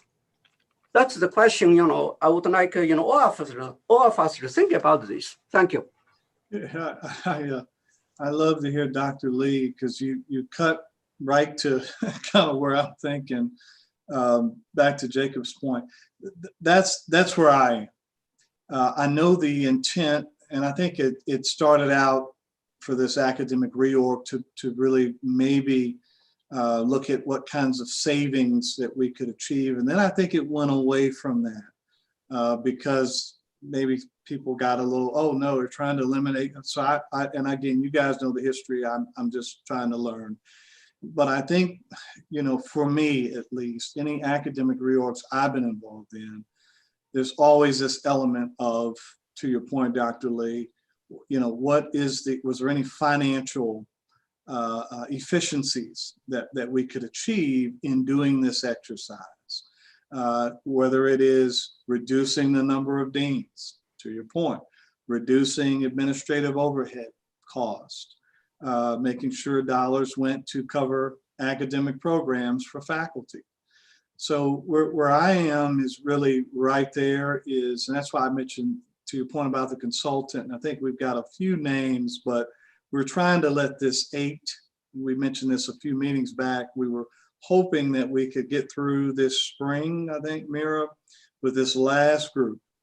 And then we would stand up, and we were thinking late spring. It may run into more summer, but that we would have this consultant come in. And my questions to them for scope would be, were there any financial efficiencies gained in this process when we look at this? So obviously we'll share the data we have now and share where we sit, where we were 4 years ago to now. We'll be able to answer that question. I see the chats going with how many schools, and we'll get all of those kinds of things answered and those questions out there, because that's really what I want to know. And then to your point about morale and for faculty and rankings, I think everyone's mentioned this. How do we go forward? So what goals are we going to set to go from 258, right? I get it, back to 153. How are we going to do that? And what does it take to do that? So it won't be enough just to talk it through, but what action steps are we going to put in place to ensure we have the faculty in the areas, in the academic programs, they're supported, and that we focus, right, our attention on that. One step we just talked about last time, is keeping some of those faculty lines, retirements, resignations with the deans, so they can begin. That was Joe's point, right? And I agree. So they can manage that. So again, those programs stay where we need them to be. And if we can grow an enrollment, right, then each time we do that, right, we begin to have more resources to hire more, to retain more of that talent, to attract more of the talent. So it really is a kind of a good to great scenario that we've got to create here that gets us there. Grant, I'm sorry, I didn't know if you were adjusting your camera now. You're waving. Go ahead. Yeah, I'm sorry. Go right ahead. Well, no, but I don't mean to interrupt. I just wanted. No, you're fine. No, go ahead. Okay, I'm sorry. No, I just wanted to get in the queue. I just wanted to share, I mean, as far as if we're kind of, and this kind of relates to just, size of schools and things of that sort as well, but if we're getting into kind of how we're wanting to assess the success, I want to keep in the perspective of what we have saved and also what we've been able to create. Now, this is a different experience, which is then as a result going to be maybe a different perspective. But one thing I think was important about restructuring or reorganization for some units, not all, but some units, is I was in a college where we had departments where there were 2 tenure track faculty members and one was a chair, so to what extent is that a department? And instead of then, I mean, it could have been real simple as far as alternatives where, a small department, just cut the department. We could save a lot of money by cutting these underperforming or these very small units. That didn't happen. Instead, we were put into a school. Now, and I know, Joe, to your earlier point about size, I mean, our current school of education is smaller than what the Department of Curriculum and Instruction was in the 90s in terms of tenure track faculty, right? Okay, and NTT faculty, okay, or tenure track faculty alone. So that's kind of helped give us perspective, right? But in terms of just what we've been able to create, that was part of the reason why I brought up in the email some of these concerns about zip codes. Because, for instance, I've been involved in way too many meetings before reorganization when we as a college would try to talk across departments to create programs. We had a great one that was going to look at educational administration, special ed, and curriculum. And what an incredible opportunity that would have been for attracting students. Fortunately, though, those discussions ended with who gets to count the students. Oh. And so we got into these, and I've seen that in other units as well. We tried to do a design program across the entire university. Craig Ann's was part of that, and some other folks were part of that in art and design. Really cool opportunity as far as interdisciplinary. Again, who gets to count the students? So we got stuck with these, and sorry to use the academic term, but we got stuck in these old-fashioned pissing matches over students. And so I don't know how you, though, quantify that, because now, like, we couldn't have the programs that we have if we had lost some of those faculty members that could have easily been cut away in a small department. I don't know how you quantify that. I mean, I guess it's more qualitative in some respects, but that then gets me to the reason why I think Marcus and I started this kind of conversation by email about schools. Like, should a school have just one zip code? And to what extent does that endanger that school if they're overly reliant upon and have not had an opportunity to at least imagine some new possibilities? I understand Tamara's point, you're dealing with humans here, and some of those humans don't always like to play in the same sandbox. But, at the end of the day, we're talking about programs and we're talking about students. So hopefully we can leave some of these things at the door as far as, not getting along or getting along. But I just don't want those pieces to be lost from the equation, because if we're going to reduce it down to how much money we saved, think about how many faculty we saved because of reorganization. And so I want to keep that in perspective. And as a result, how many programs. The last thing I'll say, and I'm sorry to go on and on about this, but the one thing that was encouraging, depending on how you worked with it, what was encouraging with reorganization was the first time I, as a faculty member, now going on 14 years here, first time I was ever asked, what can you create instead of what can you cut? Right. That was a huge difference. Right. Thank you. Yeah, I think I want to add another perspective on top of that, because I think we get lost in the weeds with what was the claims of 2017, and because they're not the claims of 2020 about this. I would like to know, going forward in the future, we've positioned ourselves to have schools. Not a lot of our peer institutions still have departments. I think there's a marketing upside here to a great potential for us to make a mark to say, you come to SIU, you're going to have a different kind of education here because we have a different structure. The way we do our academics is a different way. And I would like to hear more from both of you about what you're envisioning with that marketing distinction, how we're going to position ourselves. Because as you know, students this generation can go anywhere. We don't have state monopolies anymore of our public higher education. There's a lot of reasons why people, they're very savvy consumers at this point. So how are we going to pitch this to our future student streams? Yeah, so let me just address that, Joe, in the sense that we're already beginning to see those gains in units that have become schools because sometimes we lose track of the actual facts on the ground. So the students who are coming to us, and I've been watching this trend because of my own experience in the undergraduate program in psychology going back many years, where I would watch the numbers every day in terms of how many psych majors we're getting and why we're losing those psych majors.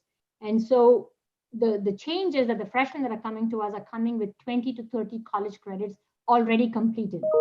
So the student is different from students who came here 20 years ago, 30 years ago.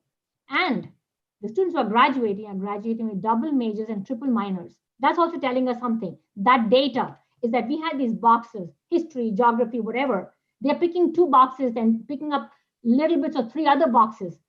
What they're telling us is, don't have these boxes because whatever you have as a box is not enough. I want to combine. So that translates into having something more that they can take from it. That's one piece. Second, I'll give another example of how these synergies have been helpful even for our future of our students who are here. Geography and geology from 2 different colleges combined.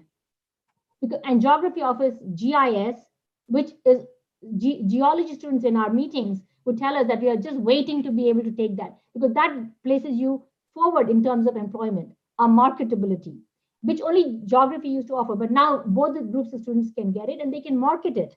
And a student who's not sure whether they want geography or geology can now be at that table where you can attract that number of students. So we are seeing that in our how we can pitch. And now these units have come together and they're sharing the resources. That is DE, Distance Education Resources, sharing it so they can invest in program-specific marketing, which they couldn't have done by themselves. So I'm just letting you know that these are allowing us to attract students who are generally interested in this area. And then as a school, you now have these resources. And then some of these savings are not on day one that you see the savings, but it's over time. So now we have zoology, biological, microbiology, and plant biology coming together. They may have had 3 different staff members. We indicated that initially they can keep those 3 staff members, but as any one of them retires or resigns, and they've had time to look at what each one is doing, they can reduce the duplication and streamline their whatever the work is, so that they may not need as many because we don't have the resources to even replace all 3. We're saying we cannot replace all 3. Can you manage? So now they're looking for those efficiencies, which if a department becomes a school, tomorrow if they lose their staff, we may not be able to replace. Now you have strung high and dry. Sorry, you could have been with another unit and shared a resource, but now you don't. So now you're going to be in a much tougher position, which the schools that had combined units are benefiting from. So some efficiency you may not realize on day one, but we are realizing it in the schools that have been here longer, for over a year.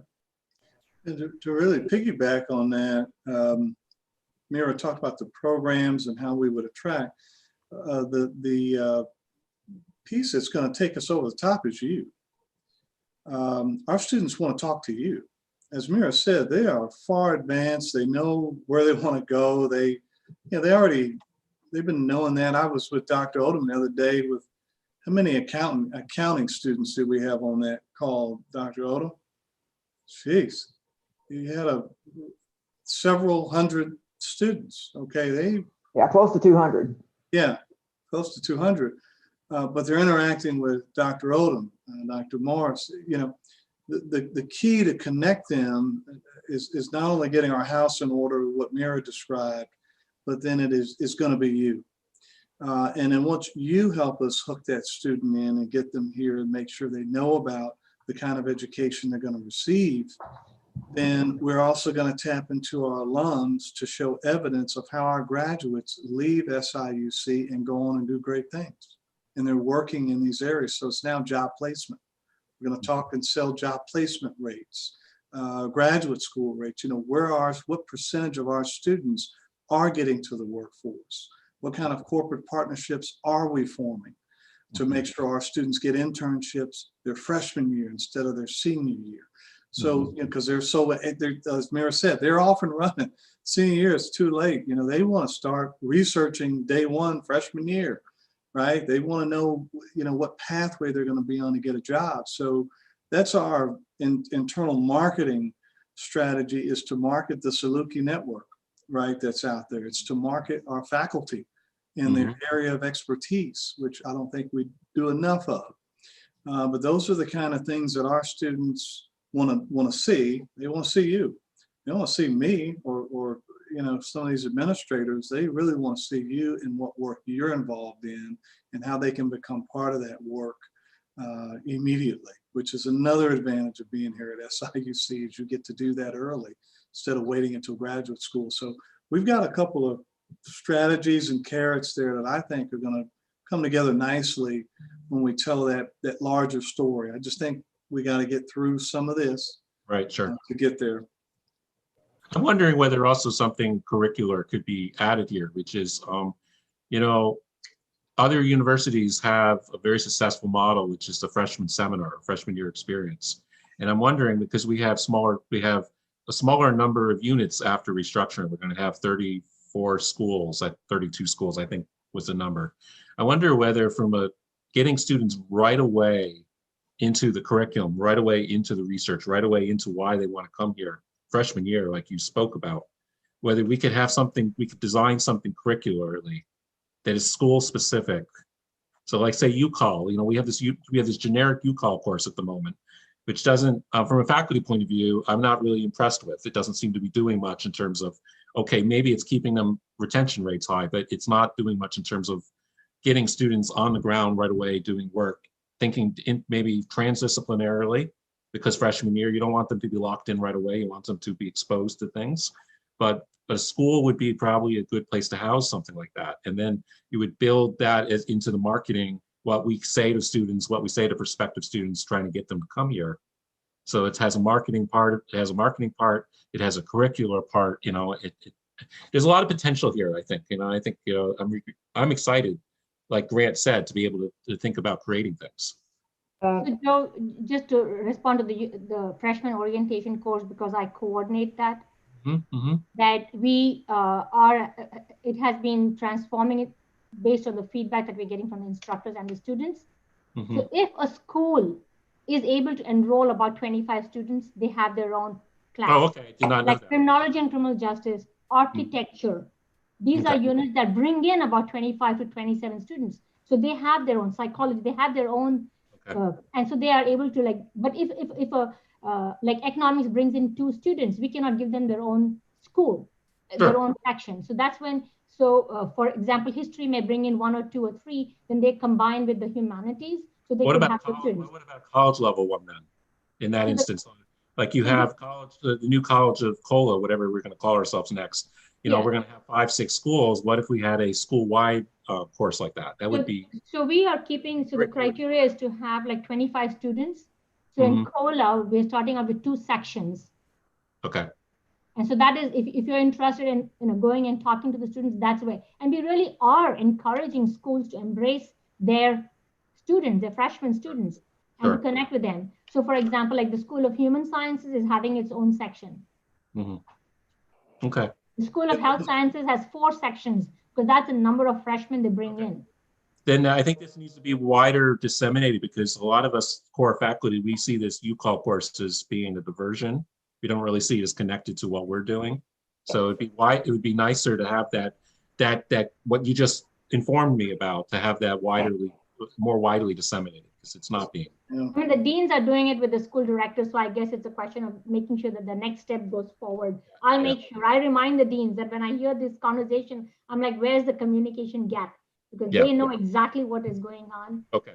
And we have, so last year we had about 30 plus instructors who were teaching the courses, and they are our faculty who are teaching it. Okay. Yeah, that's best practice. I'm glad we're doing it. It's where I came from. Same way, They wanted to move away from this generic freshman seminar for everybody. Right. And it was really focused on, or in our school, pharmacy, or, you know, different areas had their own built-in freshman seminar, because those faculty wanted to really get to them a lot sooner than kind of waiting around and having the students float. And the freshman seminar was more for the undecided, right, you know, students who were still kind of thinking about it, and they were in there with career prep and everything else. But I'm glad, as Mira said, that we have this. If we need to communicate a little louder about the opportunity that exists per school to be able to do this, I think it is going to be better. Again, our students are antsy. They'll want that, because, no offense, I went and spoke to maybe 5 or 6 of our freshman seminar classes, you know, and you know, they're kind of, you know, so if it's a little more directed, you know, I think faculty in there could have their attention to, and no knock on the folks who are teaching those courses, but I think there's some beat there. Yeah, I would March like 31st is the deadline. So March 31st is deadline if you're interested, Joe, or anybody. Yeah, Mira, if you send something else out, maybe you could mention what you just said, because I just went back and looked at it just now, and it says, you know, University 101, and it doesn't really give the idea that you can make it more specific to your college or school. It's more of a general in the materials that went out, because we got the email from our college, and I actually read it, and I thought, well, I don't know that I'd want to do that. But I think the dean could communicate that too also. Yeah, I agree. I would also like to add what the chancellor and the provost has talked about. Like, for instance, chemistry. When we are a department, even now we are a department, we are doing this all the time. What we did is, first semester, all chemistry freshmen take a chemistry class. And then I think Boyd Goodson is the one who is teaching that class. He individually signed each one of this undergraduate student, freshmen, to the faculty, either in chemistry or even in biology, depends on their interest. And then from there on, we get it off. So this entire thing, it can be in the department, can be in the school, can be in any format.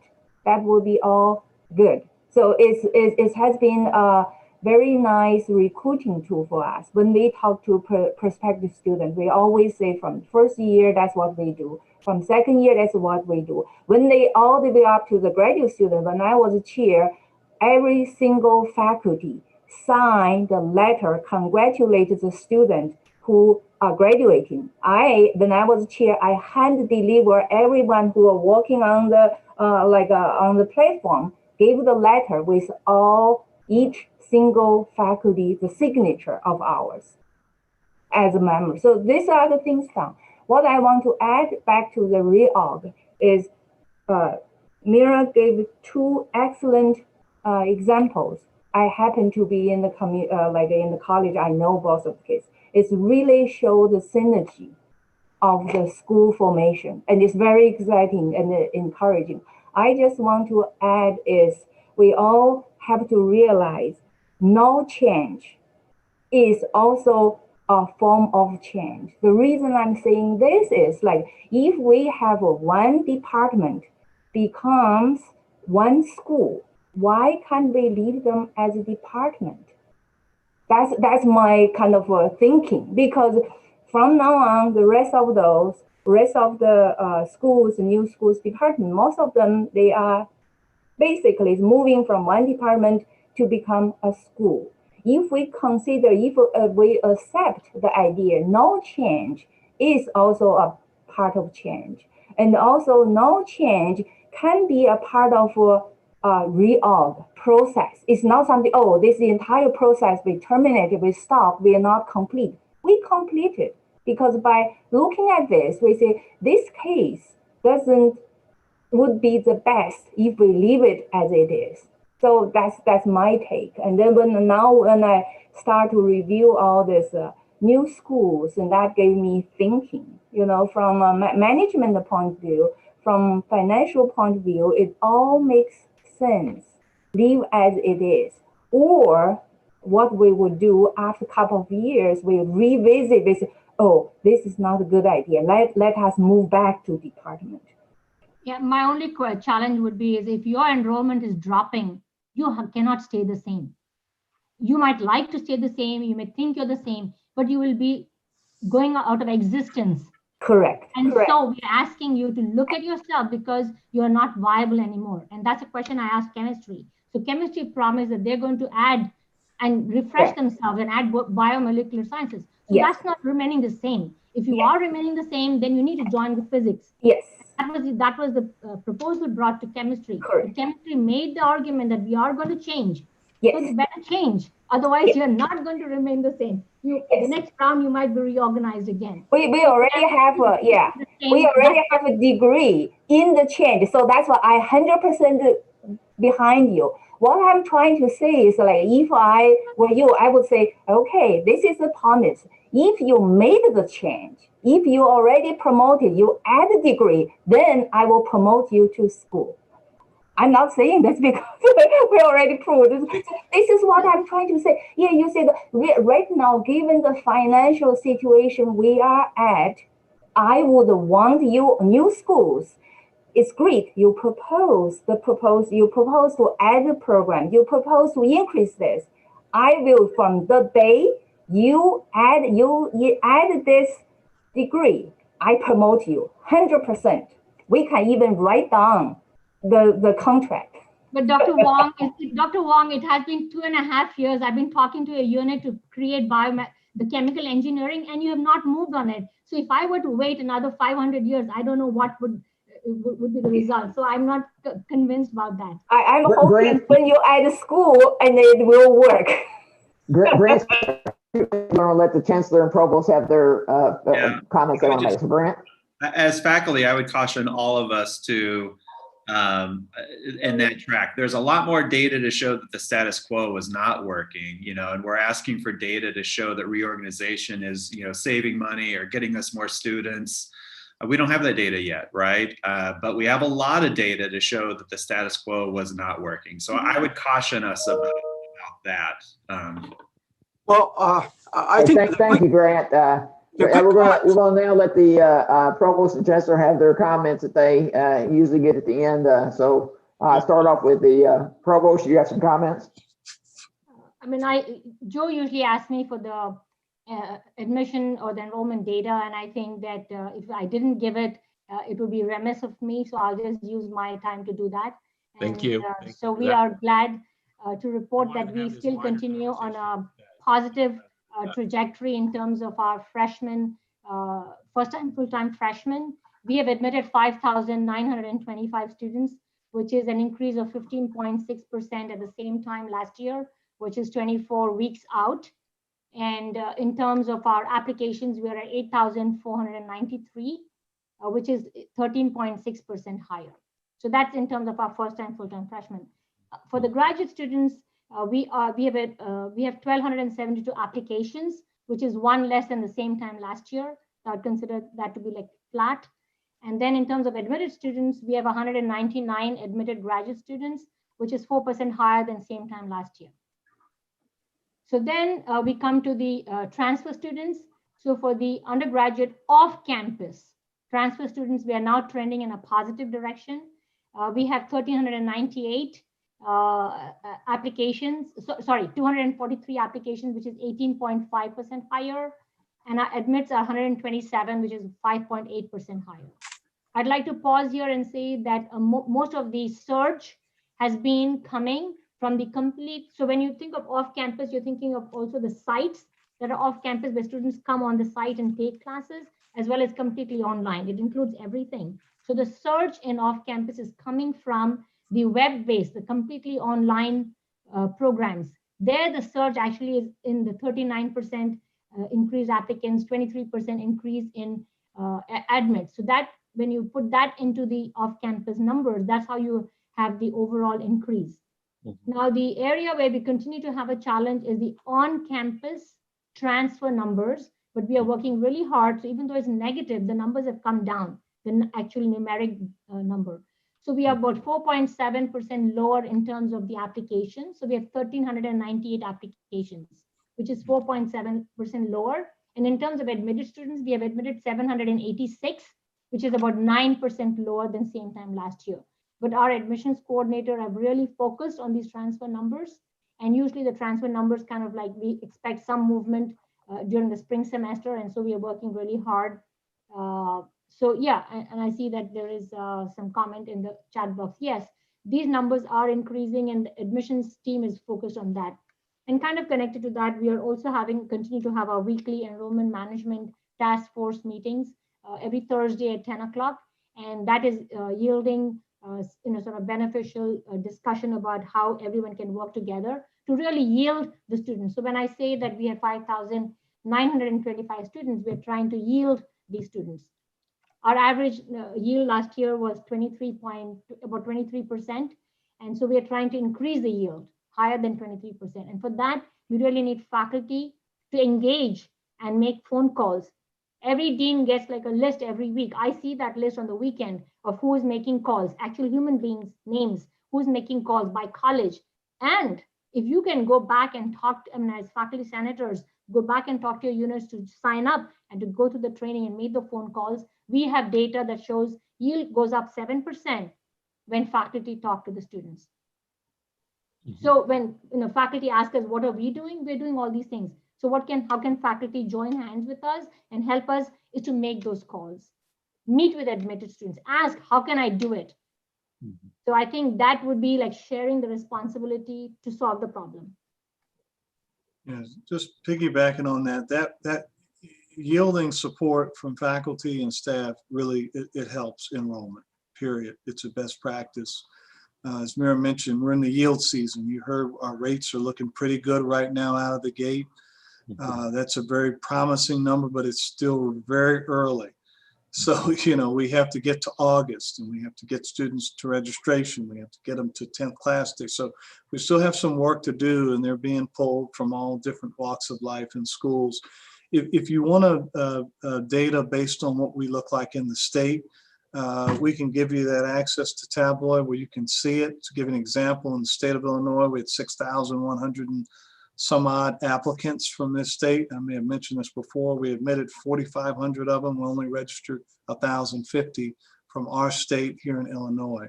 Top 5 states, Illinois, you have Missouri that comes in second. You got Indiana, Tennessee, Kentucky, the list goes on. So we know exactly where our students are coming from, in state and out of state, by county, by high school.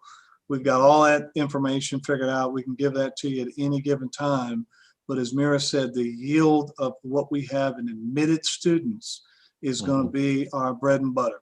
And how do we do that? We're standing up yield events in different cities. We'll be in Chicago, we'll be in St. Louis, we'll be in East St. Louis. There you are. Whoever put that up, thank you for that. This gives you kind of a good snapshot of what we did fall of 2020 and then fast forwards to fall of 2021 or what we're looking like right now. So we're already outpacing, as you can see. I gave a number of 61.84. If you look at Illinois, what does that say up there? 65.82. So I gave you a final fall number. This is a number that's still in play. So we still have several months. So we're looking good, but we've got to close the gap. I just have very quick updates there. I wanted to piggyback on that. Our fall 2021 plan, you'll start to see a letter come out from me talking about our optimism for the fall of 21, trying to come back to be a little more like we were before the pandemic, still with the precautionary measures in place. You're starting to see some other universities that are putting their little notes out there as well, which are trying to come back and get back to some sense of things being a little normal. We are looking at the spacing. If we're going to be back at 80 some odd percent, still with spacing requirements, Mira and Judy are looking at those areas to make sure that we have the adequate amount of room and space to do that. At any time, remember, these are just plans. Plans can be changed. So I want to put that out as a disclaimer. If things take a turn for the worse, just like it did way back when, we'll have to adjust our plan. And so we've got to be smart. We do have to put something out now because students are making their decisions based on institutions that are telling them they're going to be open, period. And other schools that are smart and savvy like us, we're having to put something out so students who are prospective students know that we are going to be here, and that will help them register and help them come to new student orientation. It will give us a way to make sure we can lock them in. So we've got to really make sure that we're looking at that. I'll also send something out on the commencement plan. We are planning on having some in-person commencements this spring. So we're working on it. It will take all weekend to do it. So just so you know, to space those groups out will be outdoor commencements, but we'll space them out between Friday all the way through to Sunday. So smaller group commencement ceremonies is what we're shooting for. Backup plan for rain would be a virtual at the turn of we'd go virtual if we had to. We are going to be gauging the interests of folks who missed spring 2020, summer 2020, and fall 2020, trying to get them back as well. So other schools we're noticing are being creative, trying to do some outdoor activity things too. We're going to do the same. We think it's about that time to do that and get those students back. Quickly, ombudsperson, Mira is working on that. We decided to bring that back and have it in place by the fall or late summer. Was a lot of requests to have an ombudsperson here from the faculty side, also the student side, to deal with some of the things that may come up. So we've heard you loud and clear on that, and it's something that we're going to bring back. I think we used to have it a couple of years ago maybe, but we're bringing it back and excited about that. You heard the governor come out with his budget proposal or his update and thoughts. I exhaled because it beats the 5 and 10% reduction that they had us send in.